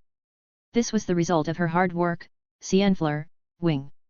Hundreds of hands sprouted from her back, forming wings, as she rose to the sky, getting close to the pain dragoness. She had to hurry, she couldn't keep Cienfleur up for very long. Tiamat. Calm down. What is going on? But the dragon didn't listen to her. Having no choice, Robin flew even closer and jumped onto the trashing dragon's back, barely holding herself on it. She had a hard time keeping herself there, as Tiamat was moving violently. Robin climbed closer to the head of the young dragoness. Tiamat. Calm down. Robin shouted as she tried to pet the dragon soothingly. This seemed to wake Tiamat up as a voice resounded in Robin's head. Robin, he is gone. Who is gone? She asked with shock. Please no. It couldn't be. He had said he was planning something stupid, as he had called it. But he seemed so confident that it would work. Harry. I can't feel him anymore. He's dead. Gone. Cried Tiamat in anguish in her head. Chapter 53. Harry Potter POV. Stop. The images continued to enter his mind without a break as he got pulled deeper and deeper into his Gate of Truth. At this point, countless shadowy hands were clinging to him. He had no idea how long he was inside, but it seemed like an eternity. My head is going to burst. It didn't matter how painful it was or how much he begged for it to stop. Neither would anyone help him. Harry had chosen to gamble with the force of nature, and now he was paying the price for it. I need to get out of here. But what he wanted to do didn't matter. He couldn't move either way. The massive rampage of information into his mind paralyzed him completely. His brain was simply overloaded without the assistance of the system handling so much knowledge. Ah! Please stop. Suddenly, he saw a light. With everything he had, he tried to move towards it. He didn't need to. His body was pulled at rapid speed towards it, whether he wanted it or not. Everything was moving so fast that he couldn't even see what was happening around him anymore. Suddenly, everything was white. Then he harshly landed on something. It took a few moments for his vision to return and for him to adjust to his surroundings. Dirt. Black dirt. All around him was blackened dirt, in a vast, dangerous feeling of wilderness.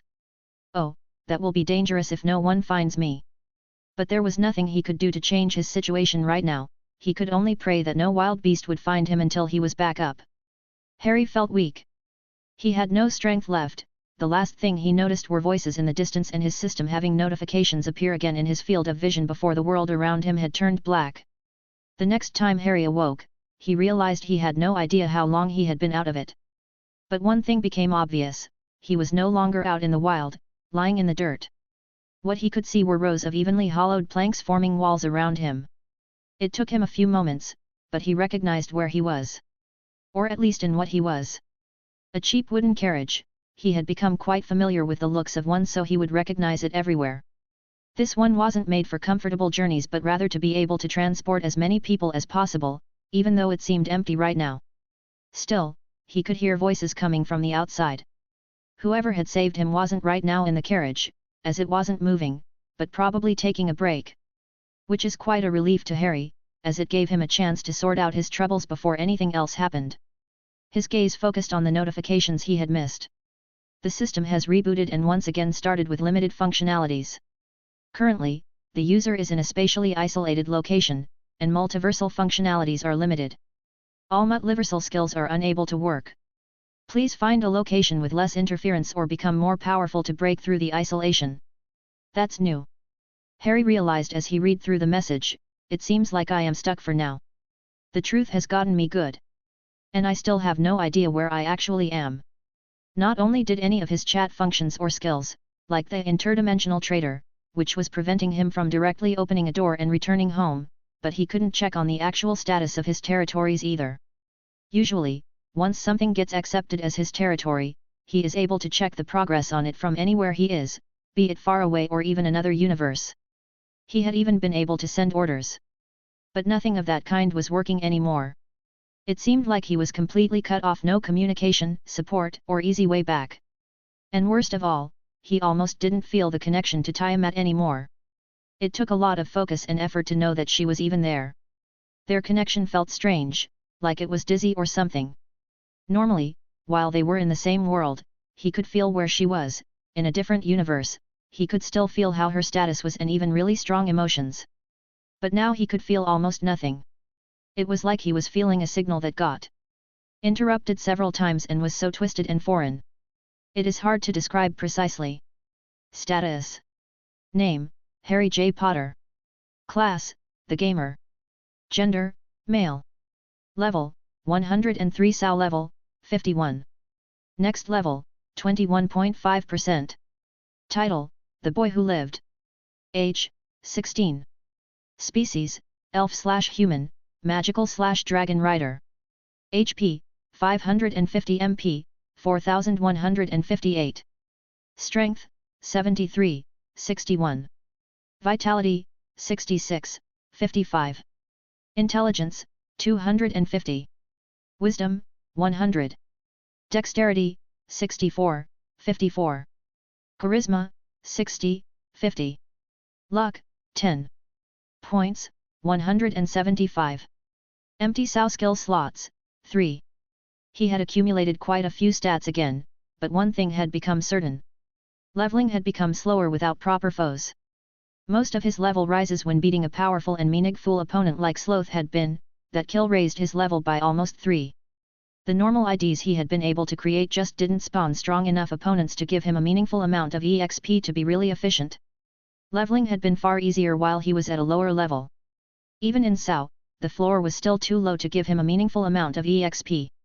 That made each stat point he could freely assign so valuable, especially since daily training barely raised these stats anymore. It cost far more time than it gave in return, and leveling skills has been far more efficient. But Harry had to admit that right now he is in a dangerous situation. An unknown world, chosen by truth to trap him. Although he had no idea why the godlike being didn't directly kill him. Were there any rules it had to follow? Or was there a completely different reason? But the decision about which stat to raise wasn't an easy one. He knew that at 250 stat points he would get another stat-based skill. So one possibility based on his build was his wisdom skill. The other one was to gamble on his intelligence skill. It was unlikely that 300 would give him another skill, maybe 400, but based on previous raises, 500 was the more likely option. He didn't have enough points to get that far. While intelligence gave him more mana and power for his spells, wisdom gave him mana regeneration, control, and efficiency. Combined with another skill, it was probably the right choice. A few points in intelligence didn't hurt either. Name, Harry J. Potter. Class, the gamer. Gender, male. Level, 103 SAO level, 51. Next level, 21.5%. Title, The Boy Who Lived. Age, 16. Species, elf/human, magical/dragon rider. HP, 550 MP, 4477. Strength, 73, 61. Vitality, 66, 55. Intelligence, 275. Wisdom, 250. Dexterity, 64, 54. Charisma, 60, 50. Luck, 10. Points, 0. Empty SAO skill slots, 3. New skill acquired. Genius Mage, passive, LV. Max, you are a natural genius in all matters related to magic. Any spell comes to you naturally. You have a very easy time controlling your mana. 100% increased mana regeneration. 60% decreased mana consumption for all mana-related skills. All spells get learned and leveled faster. Good, that will help. At least I will be able to fight longer. Harry nodded. While power was important, endurance and the number of spells he could put out were just as important. Now all he had to do was finally figure out where he was. Hopefully it was a world that he knew and not some death trap meant to kill him. Based on this carriage, it wasn't too advanced. Tough depending on the world that fact could desh of. Sometimes there are massive differences based on the region one is in. Since he did know sh*t, he had to be careful and work under the assumption that he was in immediate danger. Another possibility was that this world was just hard to get out of. And then there was the whole fact to consider of why Truth had wanted to remove him. What was wrong with his system? Right now, the inhabitants of the carriage were still outside, a perfect opportunity to carefully take a look around. Better be prepared for any surprise. As Harry looked around the carriage he was in, trying to get any possible information, he realized he wasn't alone. In a corner on the cold wooden floor, another form was laid under a blanket. A closer look at it, and Harry realized it was a brown-haired boy with bushy eyebrows. He wasn't much older than 13. His whole body was full of bruises, he had been beaten completely black and blue. Shit, are these people abusive or something?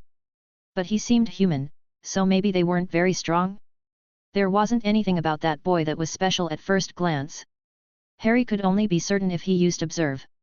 Well shit. Chapter 54. Or not. It was hard to define. Harry was definitely in a dangerous world, but it wasn't a death trap that would result in his certain death. But it was very, very dangerous and deadly. Especially for someone who had many secrets like him. At the same time, this world was full of opportunities. The biggest problem Harry had right now was figuring out how powerful this world or universe truly was. Based on his information, the strongest beings he knew of were somewhere between being able to wipe out whole solar systems and whole universes. It was hard to tell since the power scale of this world wasn't as clearly defined, especially at the higher levels.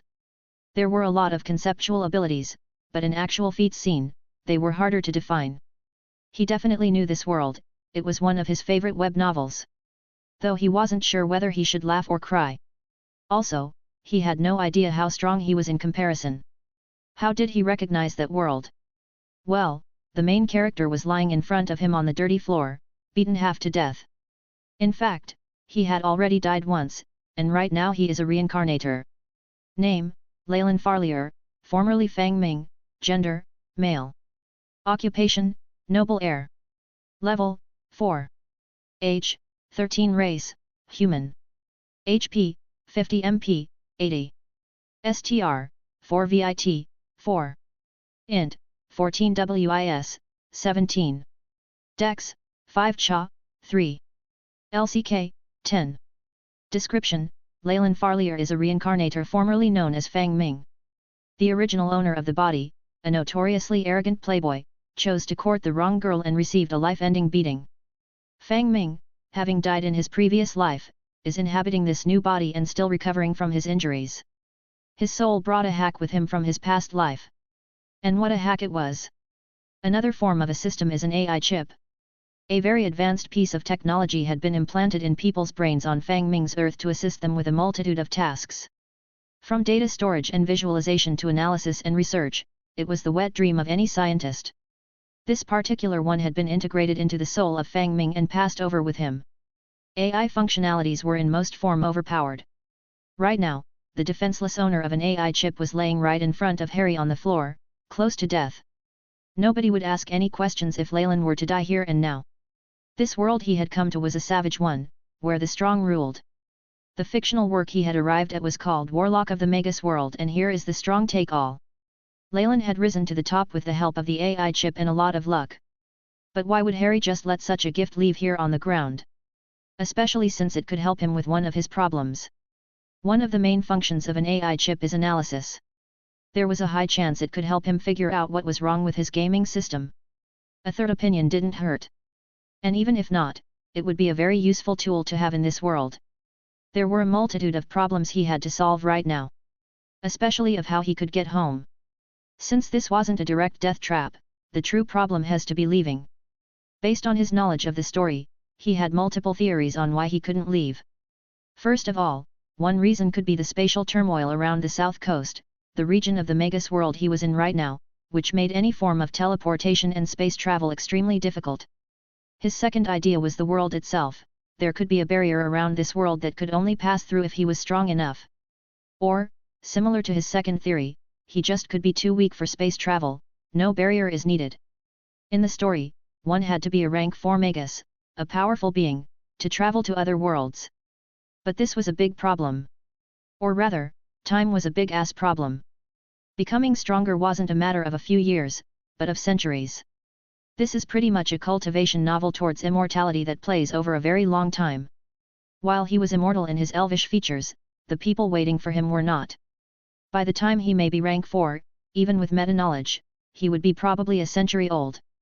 Unfortunately, there was nothing he could do about it right now. He also had to come up with a story to tell these people why he was lying here in the middle of the wilderness.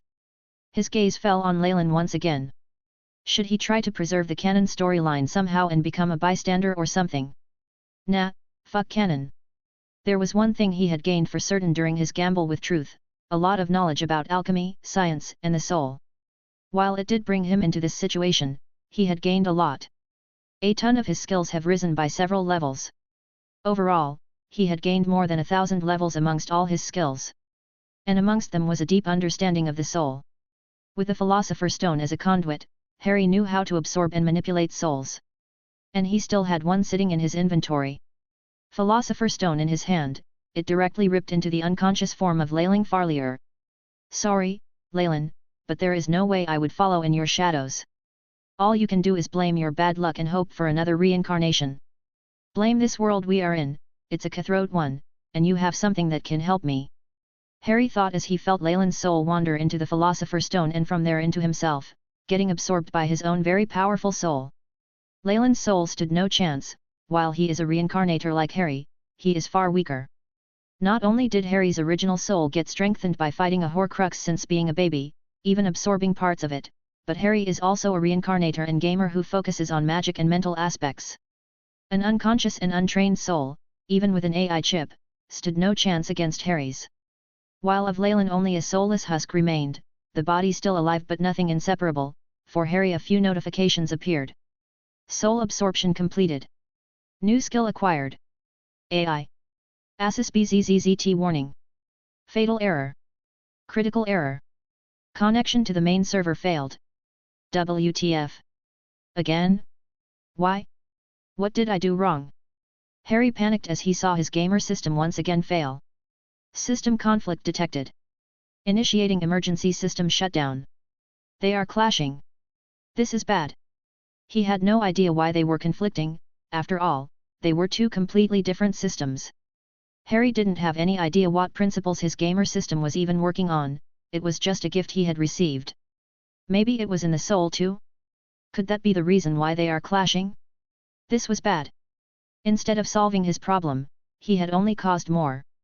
And while he could absorb a soul, he couldn't just unabsorb it. Leyland's soul was now part of his own, including the AI chip. If he knew how to create a Horcrux, he may have been able to split the part with the AI chip again, but he didn't. Even then, it would have been only a long shot. Beep. AI chip systems are fully functional and ready for usage. Initiating a mandatory full body scan. That sounds good. Maybe it just took some time to start. Harry wondered in hope, only to realize that his original gamer system wasn't actually working right now. He felt his own emotions in full force. The gamer's mind is usually preventing this. Beep. Mandatory full body scan completed. The physical body is in healthy condition. Beep. Parasitic soul entity detected. Parasitic soul entity. What could that mean?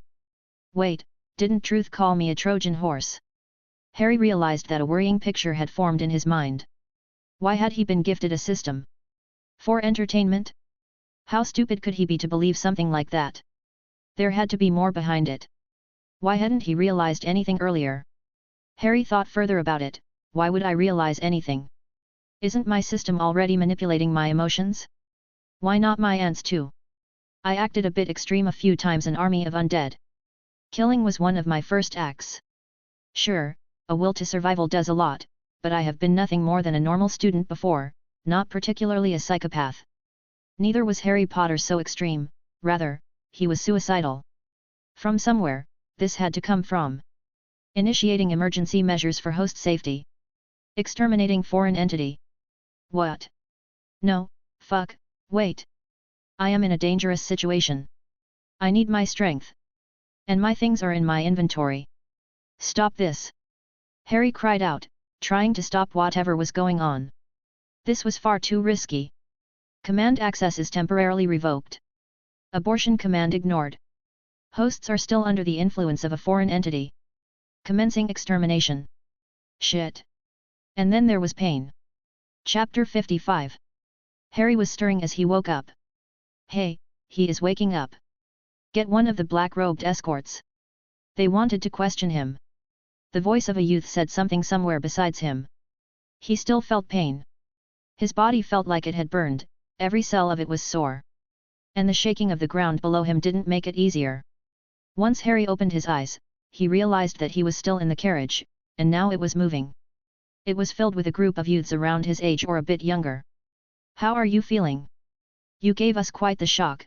Finding anyone knocked out alone in the middle of the Great Plains of Death and Alive is unheard of. The voice belonged to a large youth with thicky brows, a fitting straight nose, and golden hair. For some reason, Harry already had an idea of who he was facing right now. Ah, I forgot to introduce myself. George Brennan, the eldest son of Count Brennan. Nice to meet you. George introduced himself with a warm smile, but Harry could see through the facade. The boy was fishing for information, and he would get it. There was no time for Harry to collect himself right now. Thinking quickly, using the information Harry gained by absorbing Leyland's soul, he came up with the answer, "It's good to meet you, George. Thank you for picking me up. I am Harry Potter, the heir of Viscount Potter from the Falmouth Duchy." The Falmouth Duchy? That's so far in the southeast. Were you also on your way to join a Magus Academy? How come you were alone in the Great Plains? George instantly followed up with more questions, already assuming what Harry had hoped for. Yes, our caravan entered the plains a few days ago. Although I am not sure exactly how long has passed, the deeper we got in, the more often we were attacked by wild beasts. It was during the attack of a large wolf pack that one caught me off guard from behind and dragged me into the wilderness. While I managed to fight them off, I lost my caravan and decided instead of staying, it was better if I wandered in a direction, hopefully I would meet someone. Until I passed out and woke here up. Harry lied, he felt it was not bad for a cover story. That sounds harsh. It was a very impressive feat that you were able to fight them off by yourself. It sounds like you have reached at least the level of a knight and are quite lucky. The golden-haired boy whistled, impressed. Before Harry could reply, they got interrupted by a rough voice. A black-cloaked man had climbed inside from the front of the carriage. So you woke up? Who are you? And Harry had to repeat his story again, adding a few more details in here and there to make it more believable than the short version he just gave to George, like that he had lost his sword somewhere. So you already paid for your passage? The black-cloaked man said as his eyes wandered over Harry's body. He must be searching for his possessions, probably trying to determine whether he could even pay the entrance fee for a Magus Academy. A few uncomfortably long moments later, the man said, "You may join us until the meeting point. But we won't take you back. Right now, we are at the edge of the true Great Plains of Death. You may still turn around and reach a city safely. Choose wisely." Harry blinked but directly said, "I will go with you."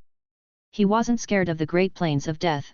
While it was true that he couldn't feel the effect of his gamer system right now, he still could feel his magic. He was certain that his strength shouldn't be too low. An exact comparison was too hard to make right now.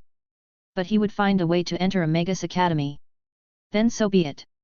The man just said it shortly, seemingly unimpressed, and climbed back to the front of the carriage. Beep. Assistive systems are restored. Oh, good. At least I have something to play around with for the journey. It turns out the AI chip had really exterminated his gaming system. For some reason, it recognized it as harmful to him, but he couldn't get any explanation out of it for the exact reasons. Any data regarding that matter had been extremely corrupted by the stream of new data the chip had to process at the same time. It was so much data that it knocked Harry instantly out. In fact, the word extermination wasn't a precise description. Cannibalized or devoured was a more apt one. While it removed the gamer system itself from Harry's whole body, it absorbed all the data contained in it. All the information he had gathered, like his skills, masteries, and any other information, was saved in it. Right now, his whole body is in an extremely strange state. He had lost the support of his system functions, but not the power he had gained with them. The system had really strengthened his body with every stat point. His stats, which were based on his body, were easy to understand, but his mental stats were a far more complicated matter. To truly understand that, one needed to understand the concept behind the AI chip's body analysis system. It used something called a baseline, which is normally an average adult human. The strength of an average human was easy to portray. But what about his intelligence or wisdom statistics, which were deeply related to his magic? Then there was the fact that the AI chip lacked the data to truly portray his mental statistics. Even the future knowledge from Warlock of the Magus world was not really helpful since it lacked the surrounding database to portray the statistics. While he knew the numerical values that were used in the novel for mental statistics, he lacked the context of what any of them meant. On a positive note, he is still able to use magic. But I had to do it the old-fashioned way. He really had to feel his mana and life energy reserves. No longer had he the convenient access to a visual representation of his mana points. All this resulted in a new strange visualization of his status. Beep.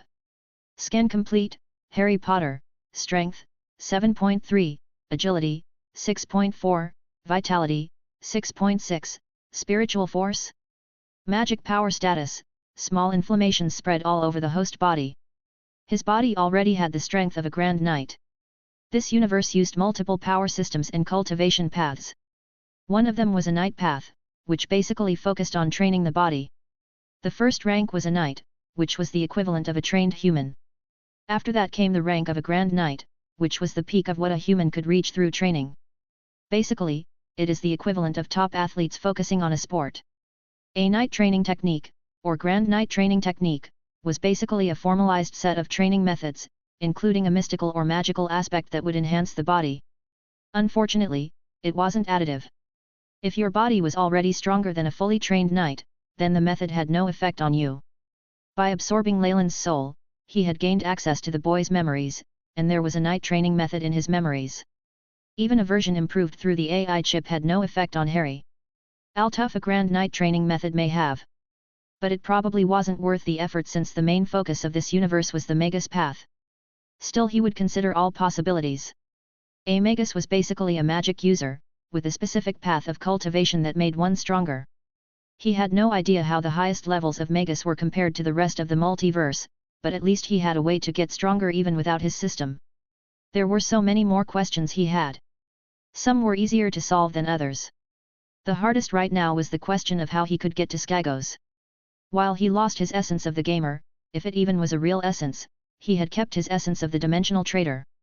But he couldn't activate most of his powers related to spatial travel. He still had access to contracts and all that, but he couldn't open the door back to his store on Skagos.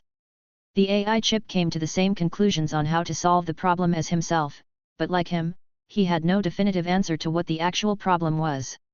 They simply lacked the necessary data. There was no choice but to get stronger and go to other places to see whether he could open it from there.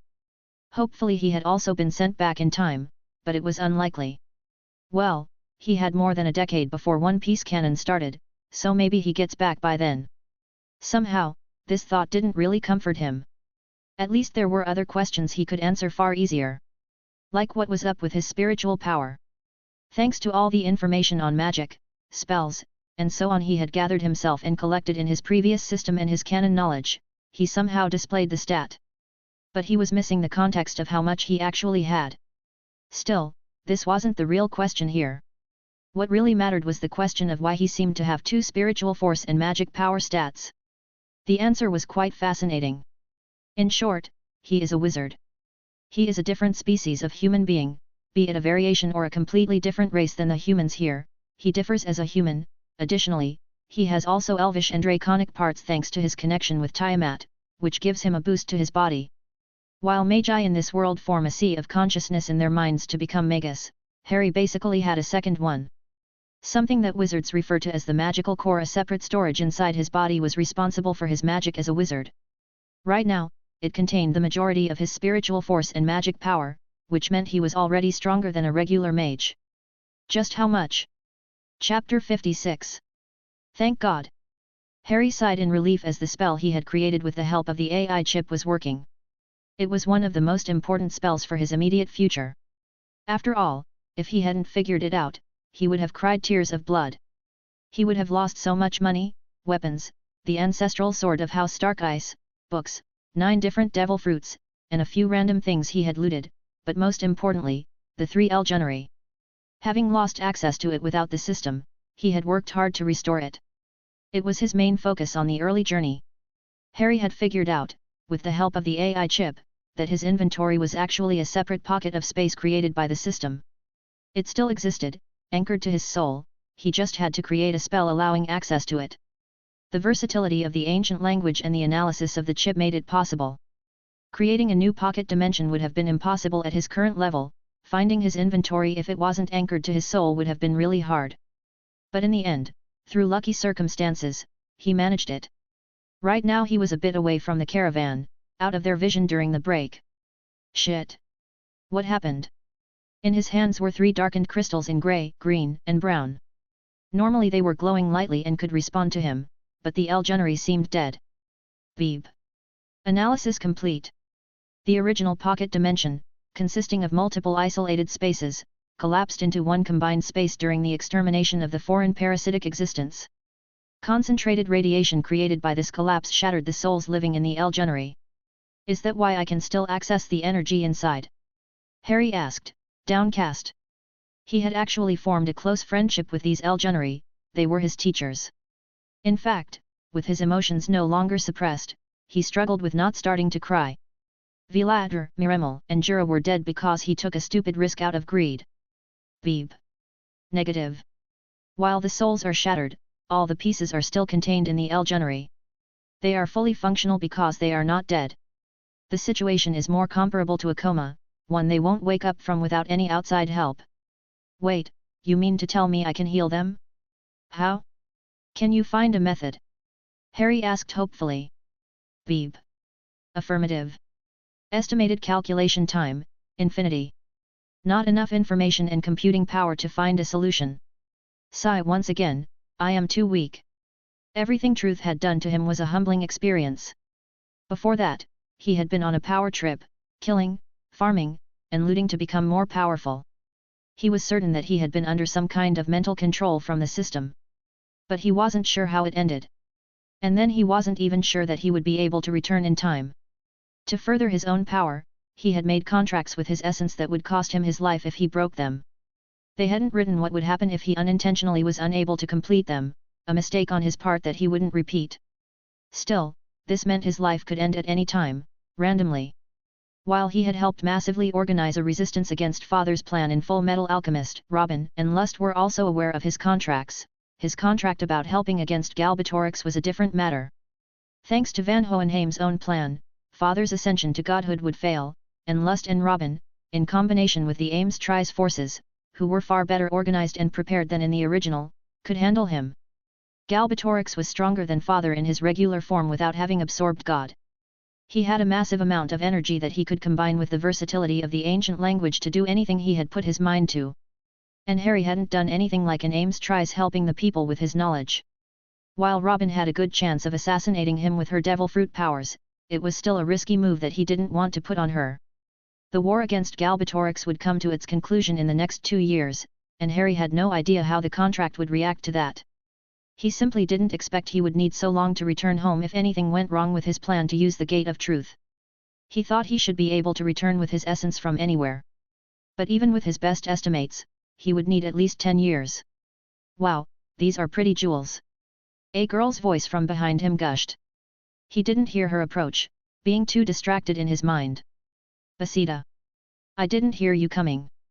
Harry replied, still holding the El Junnery in his hands, contemplating what he should do. He could simply wipe her mind, but he had no idea whether anyone would notice his use of magic. While accompanying the caravan were a group of black-robed Grand Knights, there were also 3 rank 3 acolytes, most of whom were actually magi. But Harry knew better that no magus would go on such a low-paying mission, escorting new students from a desolate region. Rather, it were some acolytes on the stage before becoming an official magus that didn't have as much freedom as magi. Harry simply didn't have enough information to be sure whether they could detect anything he did to her with magic. His experiments with magic had to be done away from the caravan, and he was already worried whether an official magus would detect the particularities of his body. Like his magical core or his elvish and Draconin bloodline. Add a bit of magic to it, and he was in real danger. He already put concealment spells on himself, but if he were to use magic on Basida, it would be too risky. What are they feeding the girls here? Basida was only 15, but her body was already well developed and voluptuous. In addition, she had big, watery eyes. She had fair skin and wore red, tight-fitting clothes that accentuated her voluptuous curves. What was even harder to forget was this girl's platinum hair and red eyes, which were like crimson jewels. Combined with her beautiful face, she possessed an exotic charm. These are some unique natural jewels my father gave me so I could use them to exchange for some more resources at my academy. Harry lied with a warm smile while putting the El Junnery in the pockets of his clothes. This girl was the reason why the original Leyland had been beaten to death before a reincarnator possessed his body. Unfortunately, the original Leyland was now dead. The white-robed acolytes had realized that he was in fact brain dead and left his corpse in the wilderness. Of course, not before looting him.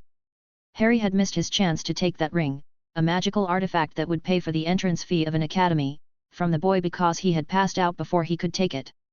And now he had to get enough magic crystals or something of similar value to pay for his tuition.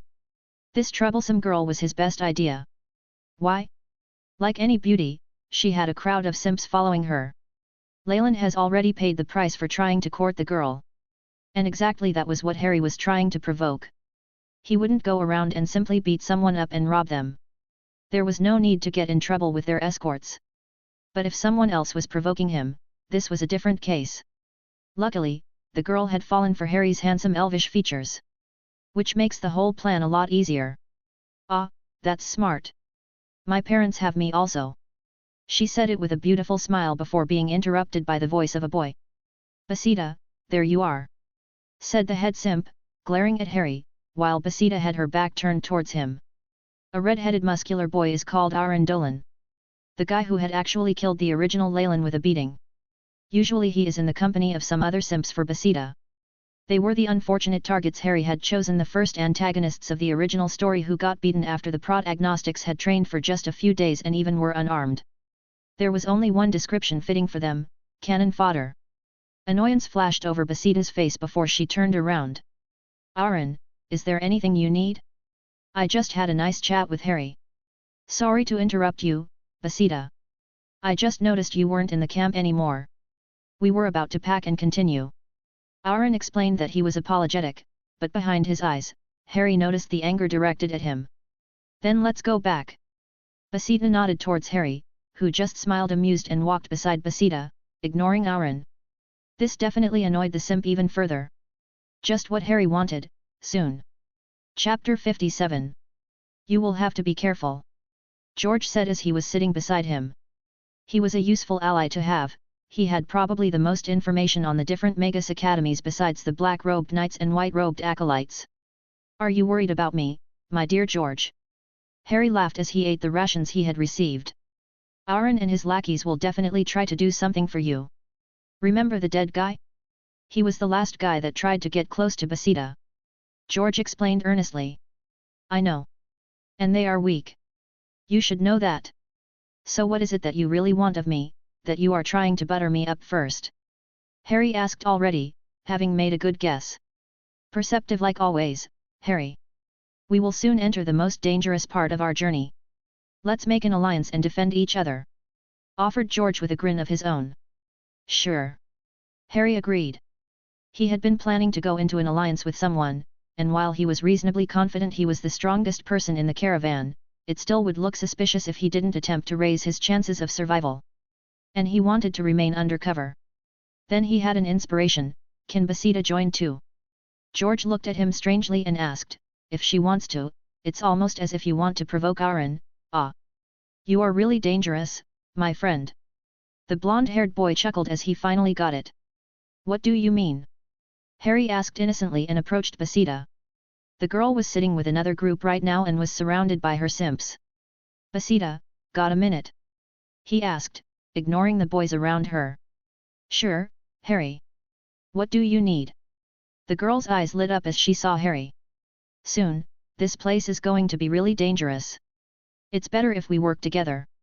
George and I are forming an alliance. Wanna join? Harry asked without hesitation.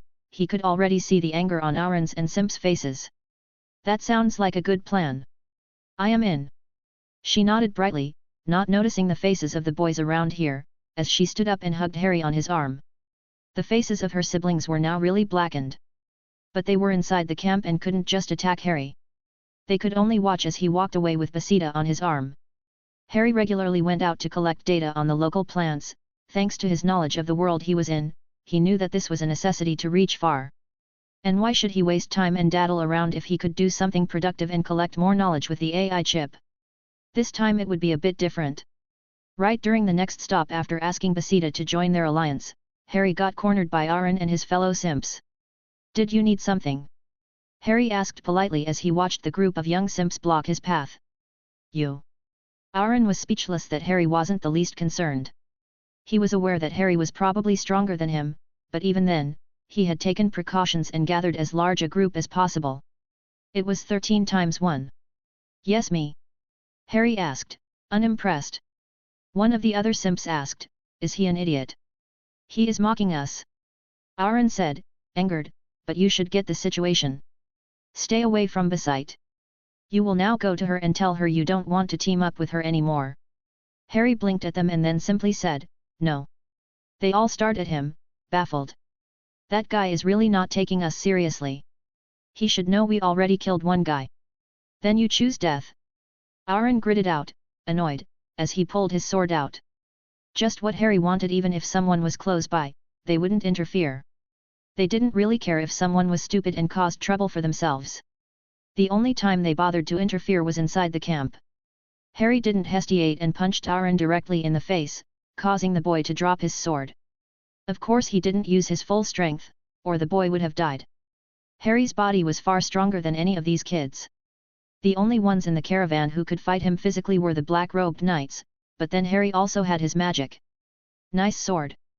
Harry laughed as he swung the silvery blade around a bit. I will kill you! Shouted Aaron from the dirt, get him! Together, he stands no chance. Coming at him together would have been the smart choice if the strength between the two parties wasn't so different. It didn't take long, and all 13 of them lay on the dirt, holding their limbs in pain. All of them were littered with blue and greenish bruises where Harry had hit them with the flat side of the sword. Got enough? Or do you want another round of beating? Harry said while grinning and swinging the sword threateningly around. It was good that he could confirm that he didn't lose his swordsmanship without having his skills anymore. For them, it wasn't really necessary. Yes, we are sorry. We won't bother you or Basita anymore. Aaron cried out from the ground. He had gotten it the worst. At least his arm was broken. Really? I don't believe you. Harry pretended to be suspicious. Why don't you show me your sincerity and compensate me for my troubles? Hand over all your magic crystals. No. You can't do that. Do you have any idea how much my family has sacrificed to get them? Aaron cried out from the ground, his lackeys having similar complaints. Well, you should have thought about that before. Was a pretty face really worth it? Harry asked unbothered, think about it that way. If you hand them over now, you at least have the chance to join an academy, and I won't have to take them from your corpses. You won't get away with that. With what? I did nothing. I was just taking a stroll. You guys probably encountered a beast or something. Was his innocent reply. Okay, I will give you my crystals. I left them in the carriage. Aaron tried, but Harry just looked at him as if he were stupid. Are you mocking me? Asked Harry as he put the tip of the sword at Aaron's throat. Nobody with more than 2 brain cells wouldn't carry something so valuable with him. Now is the last chance. In the end, he collected magic crystals from 13 people, and with the entrance fee for any Magus Academy being $10, he had gained quite a lot of them. In fact, he had 156 of the small black crystals on them since any one of them had 1 to 3 additional ones in possession. He also kept Aaron's sword, that way, he didn't have to get one from his inventory and needed to explain where he got it from. Did it bother him that he just robbed them of their chance to join an academy? Nope, they were fodder characters that never appeared again in the story. They would have done the same to him. Now that he was no longer under the effect of Gamer's mind, he had to become ruthless. This was a world where the weak would be used and only the strong progressed. And he had to acclimate himself to that mindset. Aaron and his lackeys didn't bother him anymore. While one of them tried to complain with one of the black-robed knights, the man just looked at him unimpressed and told him that he hadn't seen anything like that happen. A clear message to anyone is that they wouldn't interfere as long as anything didn't happen in front of them. The rest of the journey, on the other hand, went pretty uneventful. At least from Harry's perspective. Basita, after seeing the blade on his waist, got even closer to him. It was a clear confirmation of his strength. It was a smart move, even though she wasn't aware of it. Harry didn't have any feelings for her beyond physical attraction. After all, a pretty face wouldn't impress him. The women around him were beautiful, and if he wanted, he could have seduced them. Still, he had used her for a plot to actually get a small amount of wealth, making his future journey much easier. Which indebted him to her slightly. The least he could do was to ensure that she reached their goal safely. Sure, the Great Plains of Death were dangerous for regular humans, but he was too strong and could look after himself and others. If things really got out of hand, the 3 Magi acolytes would interfere. Like in the novel, pretty early after entering the dangerous part of the Great Plains, they had been attacked by a pack of dire wolves, which made the fictional story he had used as an excuse for why he was unconscious in the Great Plains more bearable. On the other hand, Aaron died during one of the raids. The wounds he had given him and that broken arm were simply too heavy. Most of his lackeys survived. But Harry wasn't bothered that they would look for revenge. They were too meaningless. That journey was a true eye-opener for many of these noble kids. The dire wolves had been at the bottom of the food chain. Every day, they encountered even more danger. While Harry wasn't threatened, he had to remain in the camp to avoid any suspicion from their company about his true strength. He held himself in the background as often as possible and only interfered when necessary. For Basita, the journey was a real eye-opener.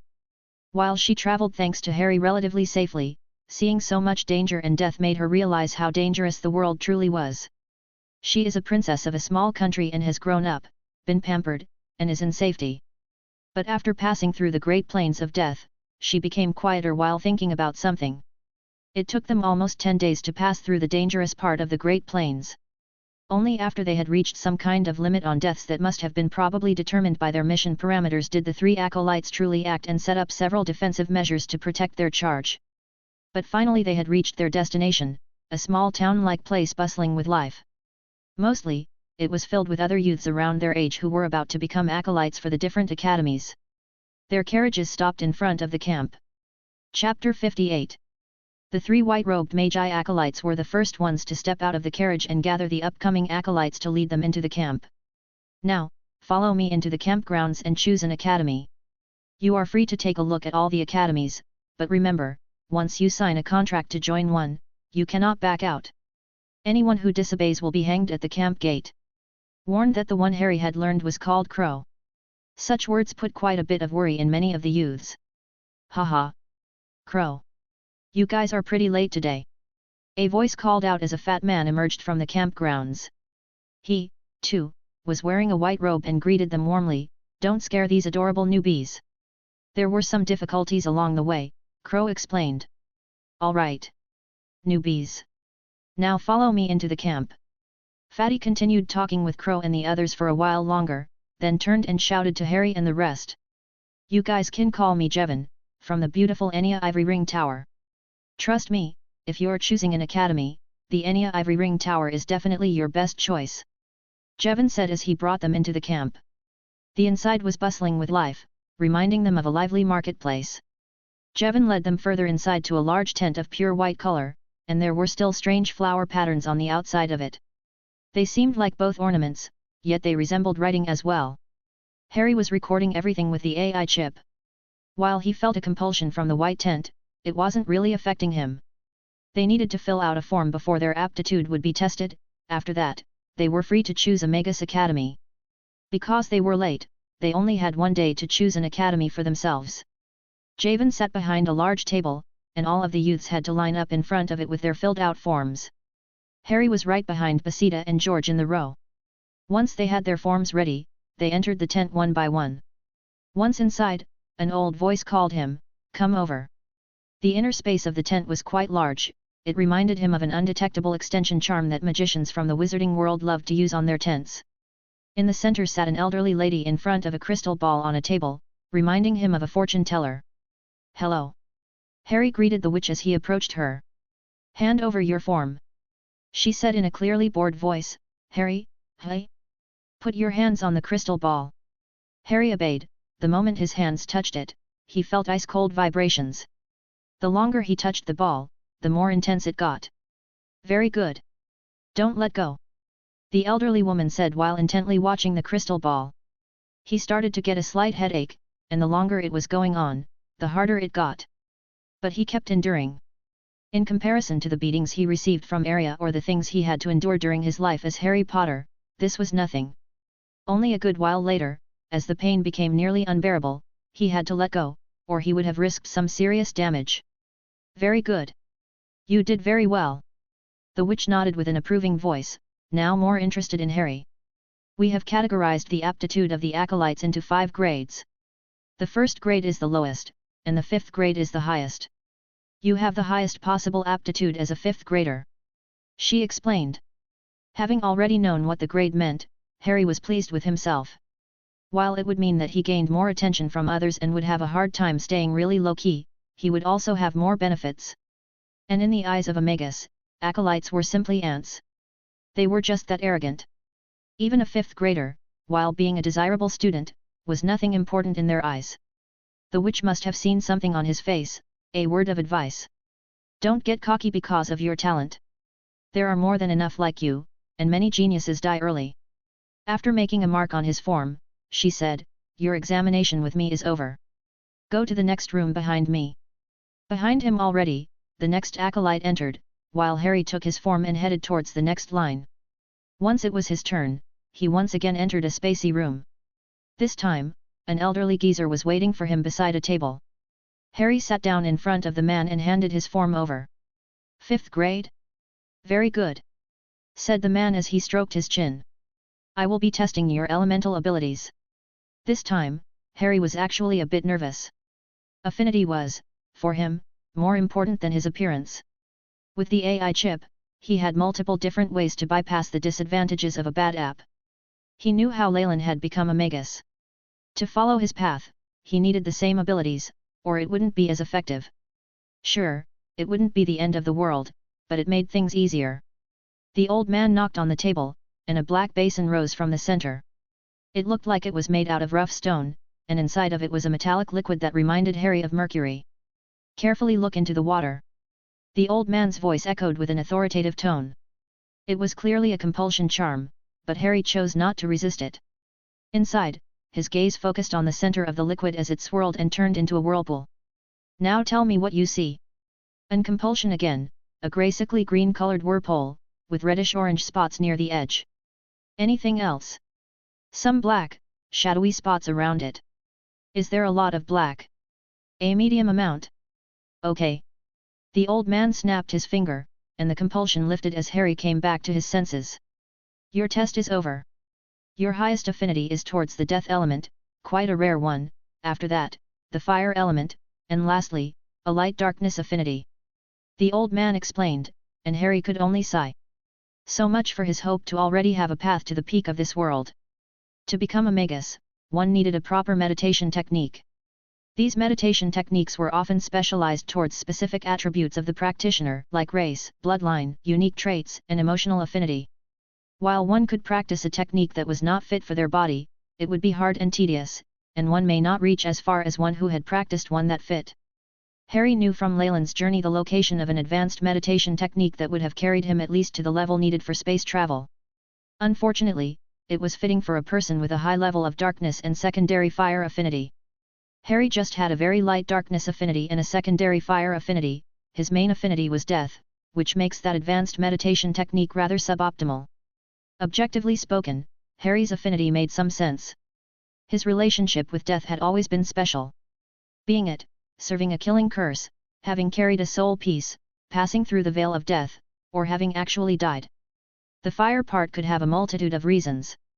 Maybe because he liked fire magic somehow, since he had been reincarnated with a gamer system, his best developed skills were fire-related.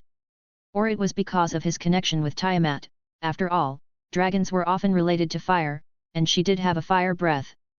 Well, it was nothing he could change, he had to live with the lot he had. He was confident he would reach far. It doesn't hurt to know the location of a meditation technique. In the meantime, the old man swiftly filled out the form and added his handprint. Let me give you some advice. Magi can harness all types of energy, but you'll advance the furthest by following the path you have the greatest affinity for. He handed the form back to Harry. All right, your test is over. Head out through the back entrance and start choosing your academy. Harry thanked the old man and headed back to the entrance, only to see that Basida was actually waiting there and looking for something. The moment she spotted him, her face lit up, but he noticed nervousness in her eyes too. Yo, Basida. Did you finish your aptitude test? Harry greeted her as he stopped beside her. She sighed but nodded unenthusiastically, as clearly something was bothering her, and Harry had a good idea what it was. Not a good result? He asked carefully. Now she was looking at him, worried about something. No, I just have a second-grade attitude. I am sorry to hear that. Harry has already heard that. This was one of the few emotions revealed in the original as a small winning moment at the start of the novel for the main character. What about you? She asked, still nervous. Well, that's awkward, I have a grade 5 aptitude. Harry revealed.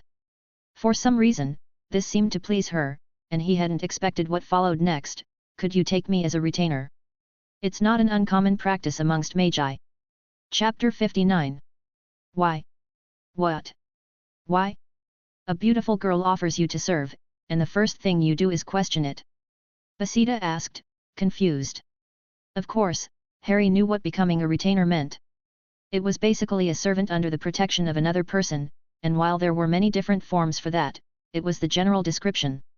Something like this usually happens with official magus that have some power, not random acolytes who haven't even joined an academy. Yes, I have nothing that would be useful to you. So why? Harry nodded, feeling like something fishy was going on. I am a princess of the Aegir's kingdom. a member of the royal family. But like any kingdom, the competition for the succession is extremely fierce. My father, the current king, has multiple wives, each of the wives is from a noble house and has the backing of a rank 3 acolyte. Besides mine. My mother comes from a lesser noble house but is actually the oldest of my father's wives. She explained, and so far Harry could follow. So you are the heir and want to inherit?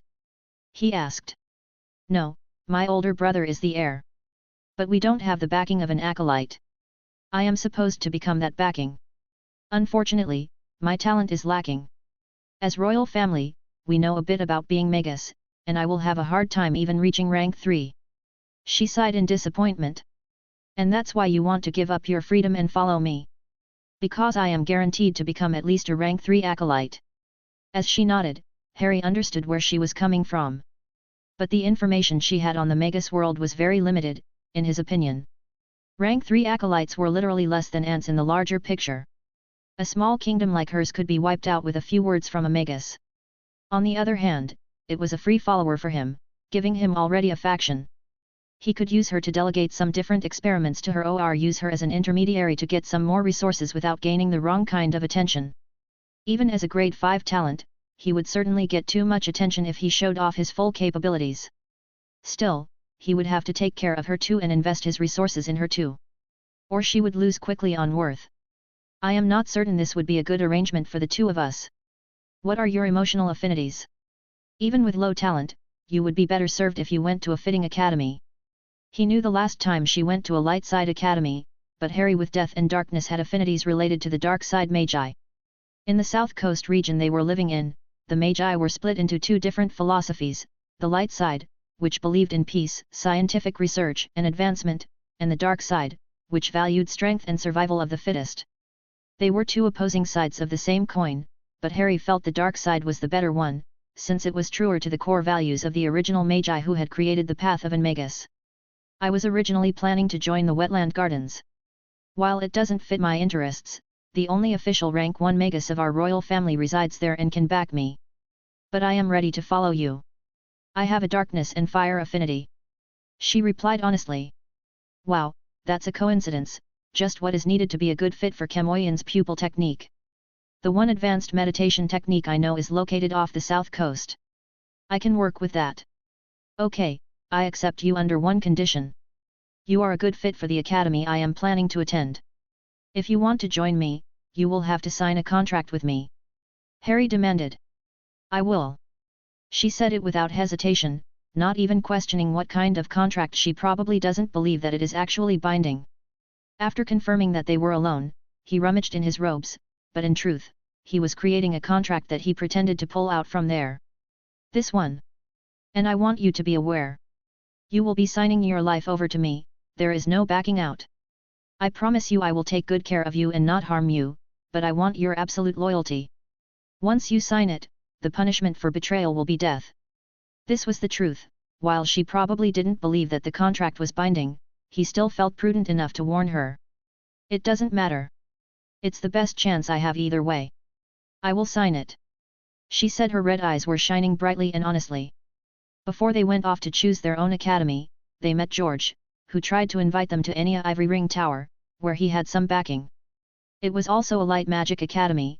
Someone with a natural disposition towards darkness, death, or similar elements would just have a harder time there and progress slower. Somehow the magi on the south coast were that swallow. They politely declined. Sooner or later, Harry's personality would clash with George's, and he wouldn't have anything from the boys backing him. Neither of them was a follower. Also, Harry already had an academy in mind. While not following the canon storyline, he still wanted to take as much advantage of it as possible.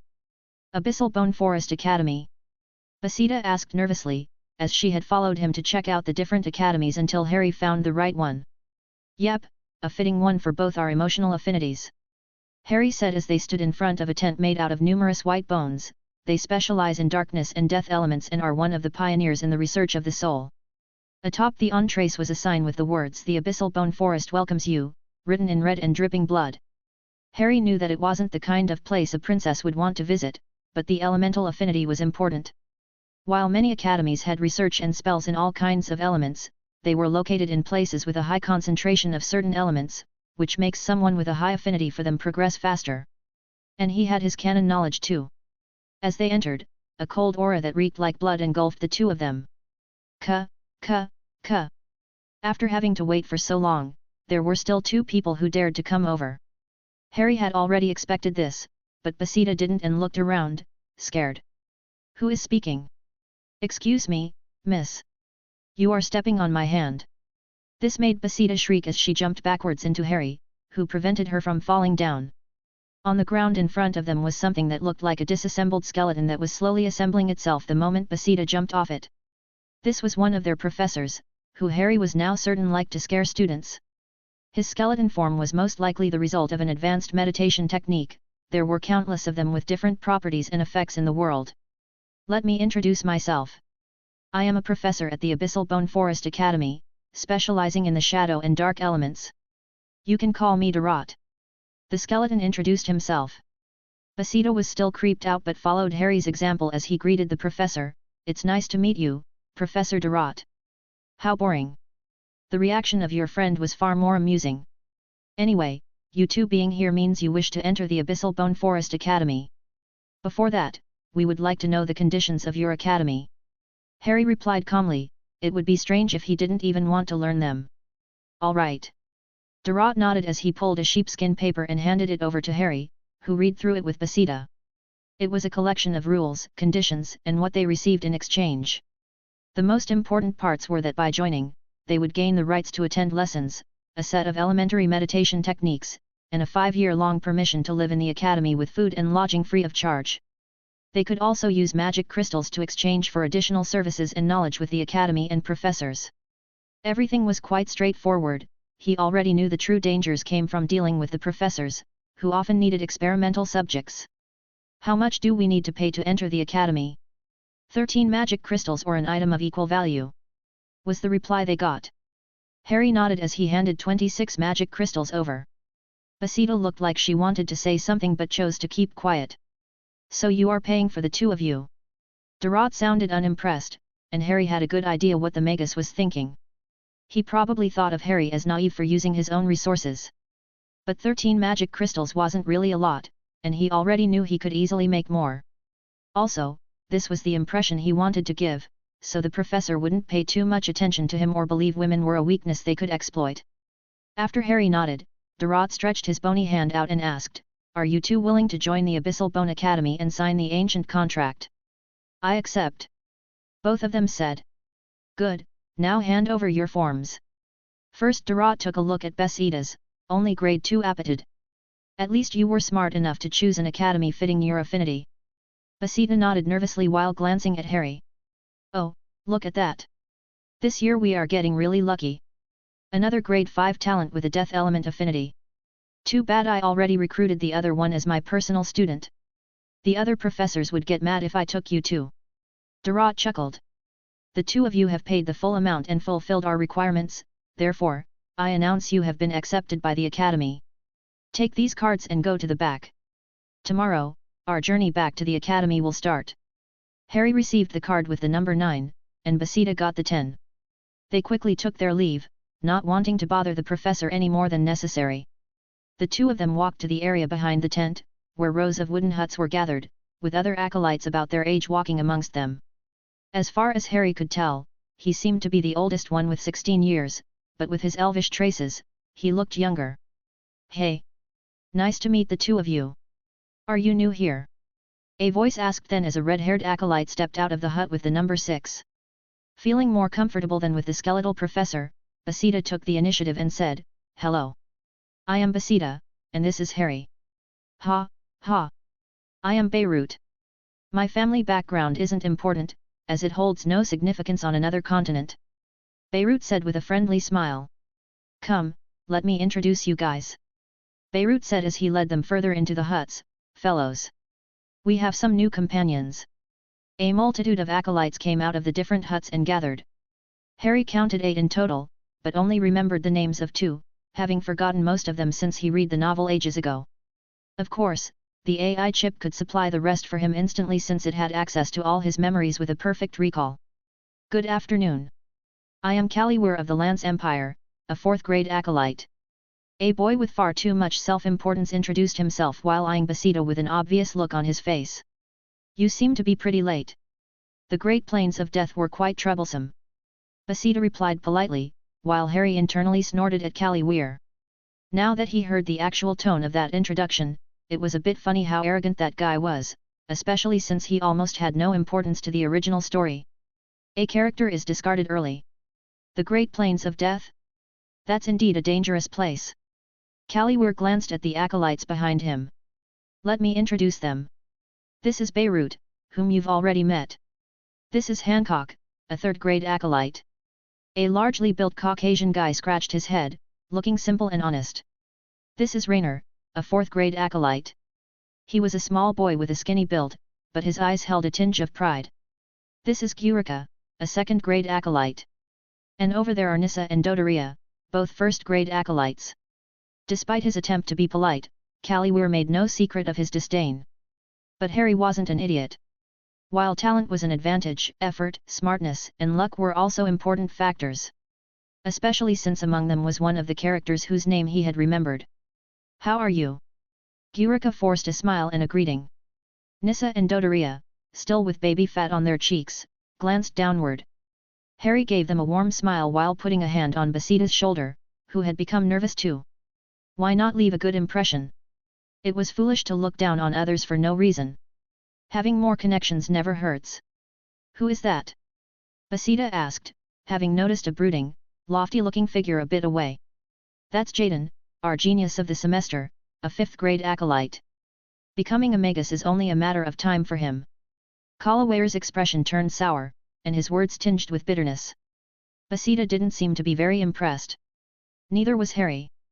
For him, this rivalry or jealousy was a kid's game. Unfortunately, he would probably become a target for it too.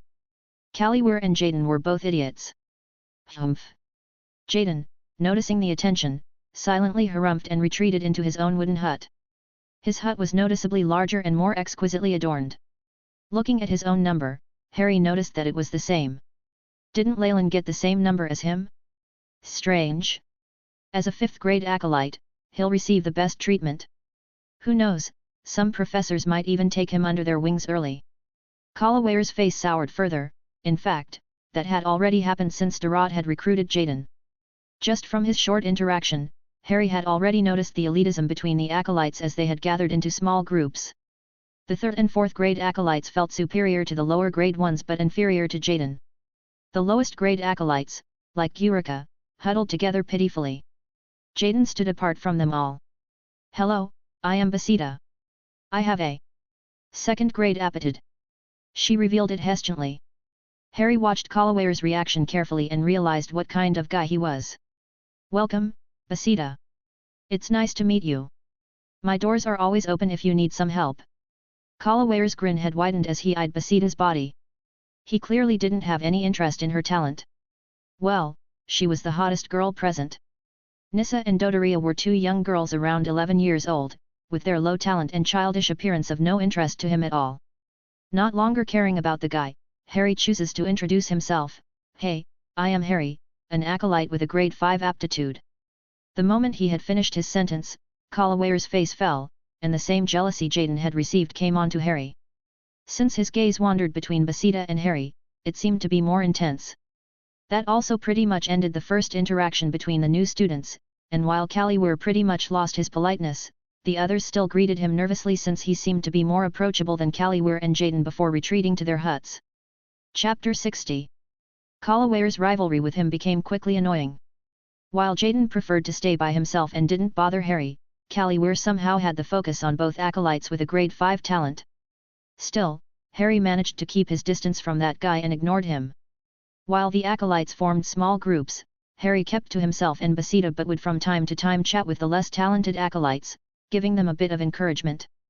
Beirut was also quite approachable, even though he didn't have much importance in the story, it never hurt to be on good terms. He knew that Callie Weir didn't matter much in the long term, and even Jaden, while playing a minor role in the original story, was unimportant to Harry since he already had the information the boy would obtain in the future. All he had to do was endure them during the journey. Rather, he spent his time collecting as much information and data as he could.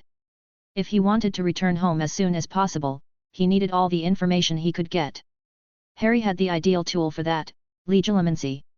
While he didn't dare to read the minds of any of the Magus, not sure if they would be able to notice his intrusion, the same couldn't be said about the acolytes.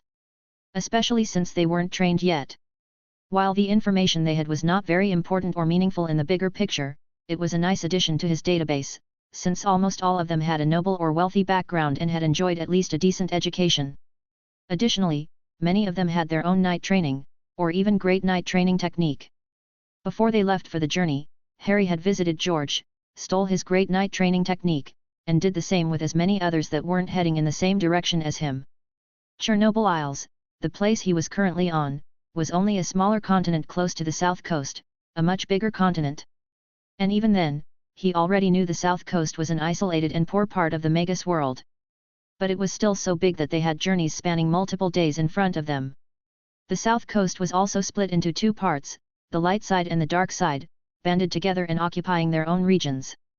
George would travel to the light side while Harry and Basida would travel to the dark side.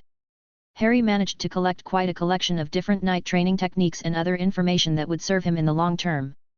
Things like small secrets were passed down through families. Like the location of some old ruins that could contain different treasures. Or the potential location of advanced meditation techniques or spells, and so on. Every bit helped. To get to the south coast, they were using flying ships, which Harry was determined to get the blueprints for in the future. His military having access to flying ships would be a powerful tool. While he knew that his individual power was important, he also knew that a strong military or knowledge were other forms of power. He would take whatever he could get. In order to get to the Abyssal Bone Forest Academy, they were using the same ship as Sage Gotham's hut. Basically, he would focus on his information collection during the journey.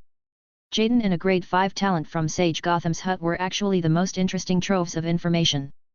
Both of them started their lessons early since the professors responsible for collecting students from the Chernobyl Isles got the first pick for the job. And Harry was enjoying these lessons too.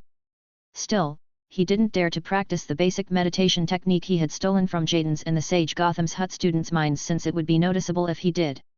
He could conceal his own magic since it was an unfamiliar concept to these rank 1 Magus, but an rank 1 acolyte would be noticeable. And that would raise a lot of uncomfortable questions. Instead, he could already use this time to use the AI chip to improve that meditation technique to its limit. Durant didn't approach Harry since he had already recruited Jaden, so Harry hadn't talked to the man a lot. He was focusing his attention on his student. Harry was still enjoying the introductory lessons the professor gave his students, fully profiting from the advantage of having a good professor even without actually having one. The journey itself passed without much trouble, at least in Harry's eyes. There was a bit of conflict between Jaden and Callie Weir, who had focused his attention on Jaden since he already had a professor. There were some encounters with powerful beasts that the Magus on the ship had to face, but in the end, they arrived safely at their goal. We have arrived at the Abyssal Bone Moor. Attention to all acolytes of the Abyssal Bone Forest Academy. Please bring your belongings and leave the ship in an orderly fashion. A voice rang through the cabins. Finally, it became annoying having to avoid Callie Weir on that small ship. Basida complained as she stood up from her seat beside Harry in his cabin. She would often hide in there, since this was the only place where Callie Weir didn't dare to annoy her.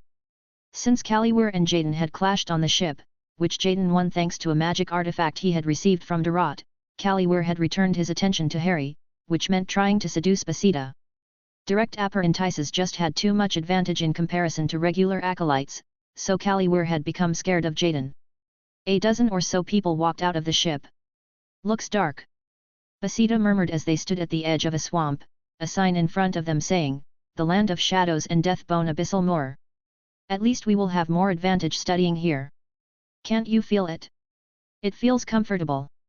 Harry replied that the feeling around them had changed in comparison to on the ship or somewhere else. Follow me. But be careful. While our acolytes are regularly cleaning out the region, there are still some wild creatures and other dangers in the area. If you want to wander, we will be able to visit your grave soon after.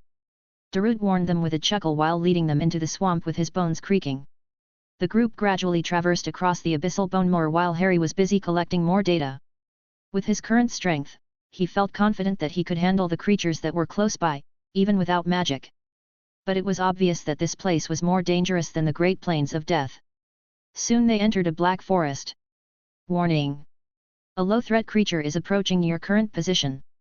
That was actually the highest warning, beyond a Magus he had received. The AI chip identified a rank 1 Magus, like Durot, also only as a medium threat. Which gave Harry a good idea of his current strength. And the difference between an acolyte and an official Magus was enormous. Acolytes were just the preparatory ranks of a Magus, split into 3 stages. They could use a bit of magic, but in comparison to a Magus, it was nothing. As far as Harry knew, Durot was one of the stronger Magus in the academy. Like in anything, there were different methods of doing something, like becoming a Magus. The cannon fodder advances forcefully with chemicals and will be only a bit stronger than a regular rank 3 acolyte, most likely stuck on that level for the rest of their lives. But an elite will use an advanced meditation technique and gain the chance to progress further than any of that fodder. From what Harry could tell, Durot had used an advanced meditation technique. Even then, this creature must be at most on the level of an acolyte. Suddenly, a black raven with red eyes swooped down at Harry's position, who just calmly dodged. The raven continued its sharp claws, heading towards the face of one of the other acolytes. A greenish ball of liquid struck the raven as it felt a gust of white smoke onto the wet ground. It took only seconds until it had corroded completely away and nothing of it remained. It seems as if the population of these pests has increased again. Time to publish some more missions.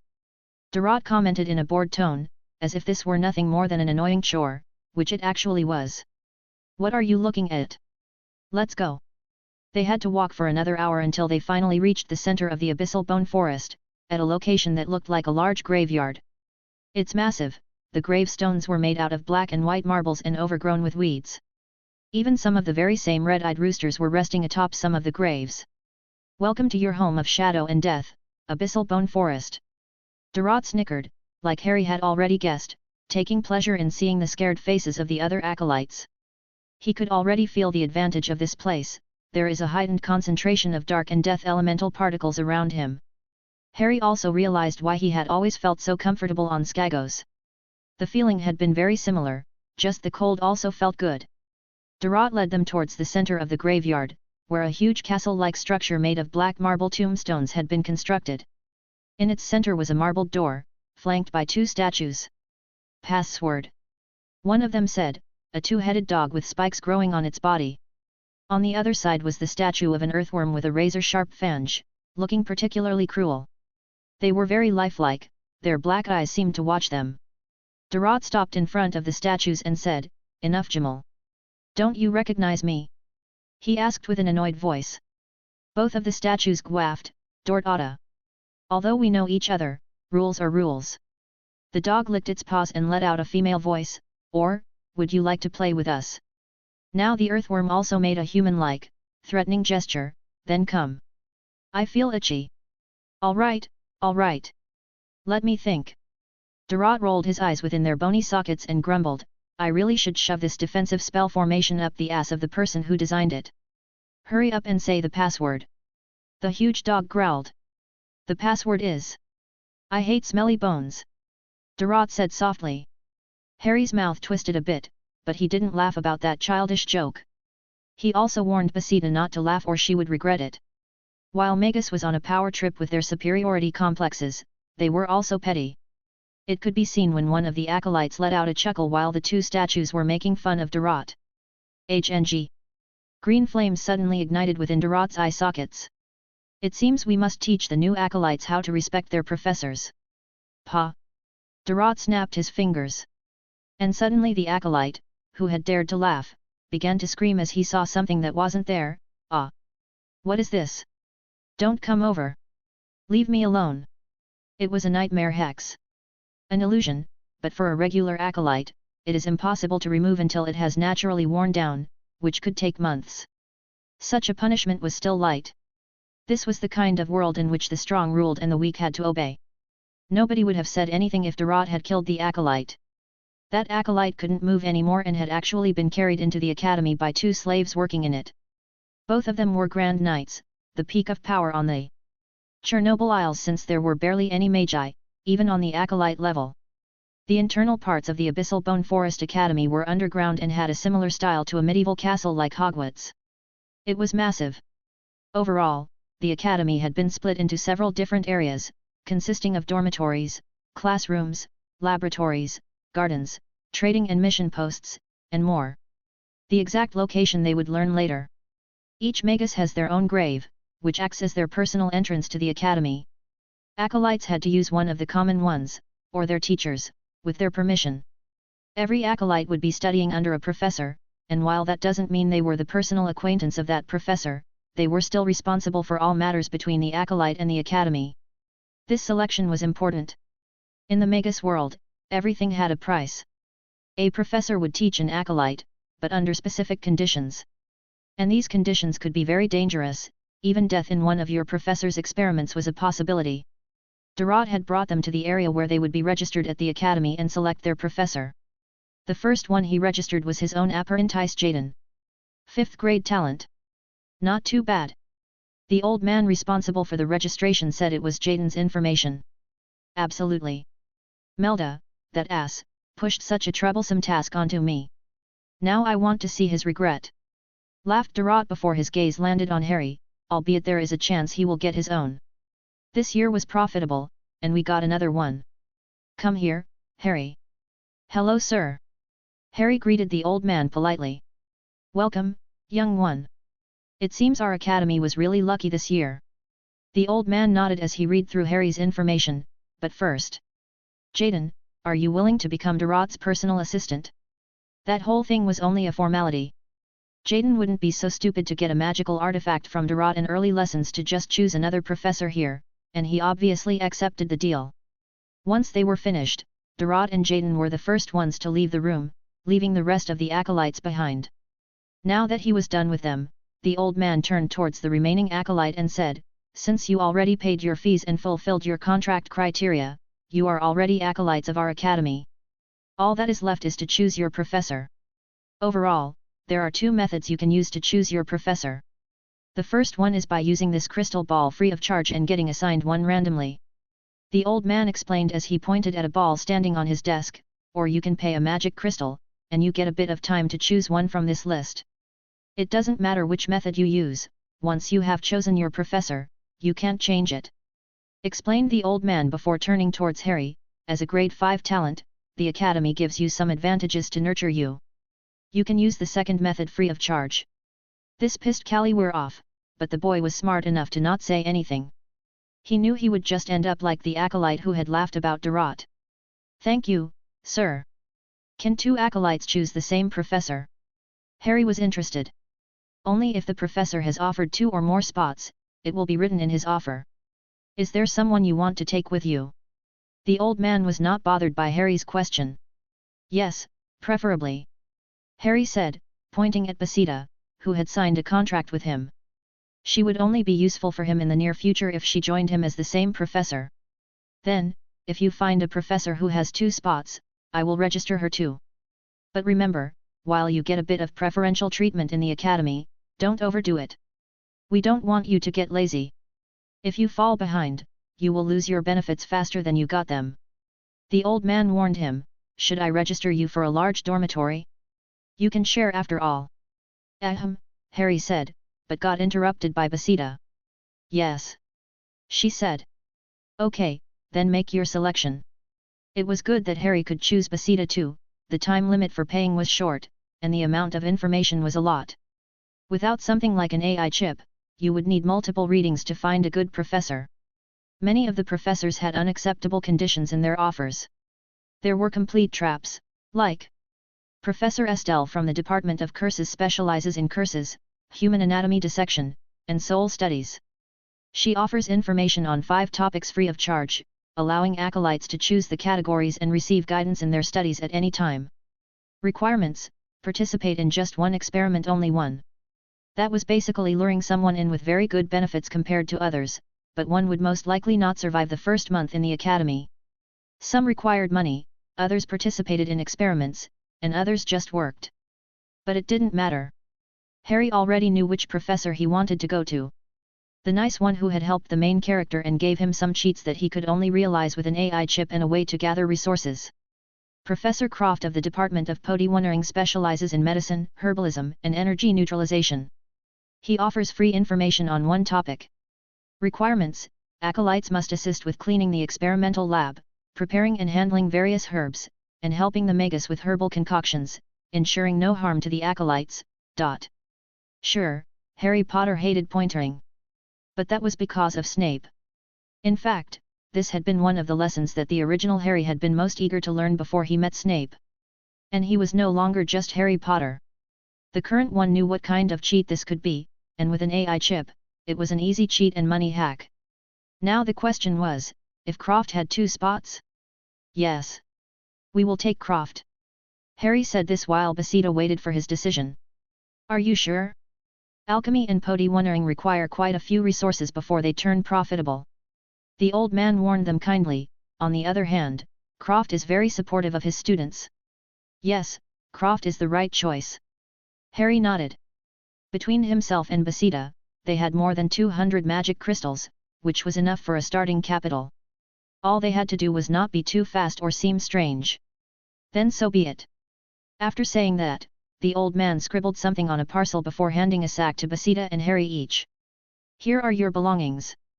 Follow the shadow slave, it will guide you to Croft. They left through the big door, behind a floating and spinning black ball, guiding them deeper into the academy. Thanks for listening.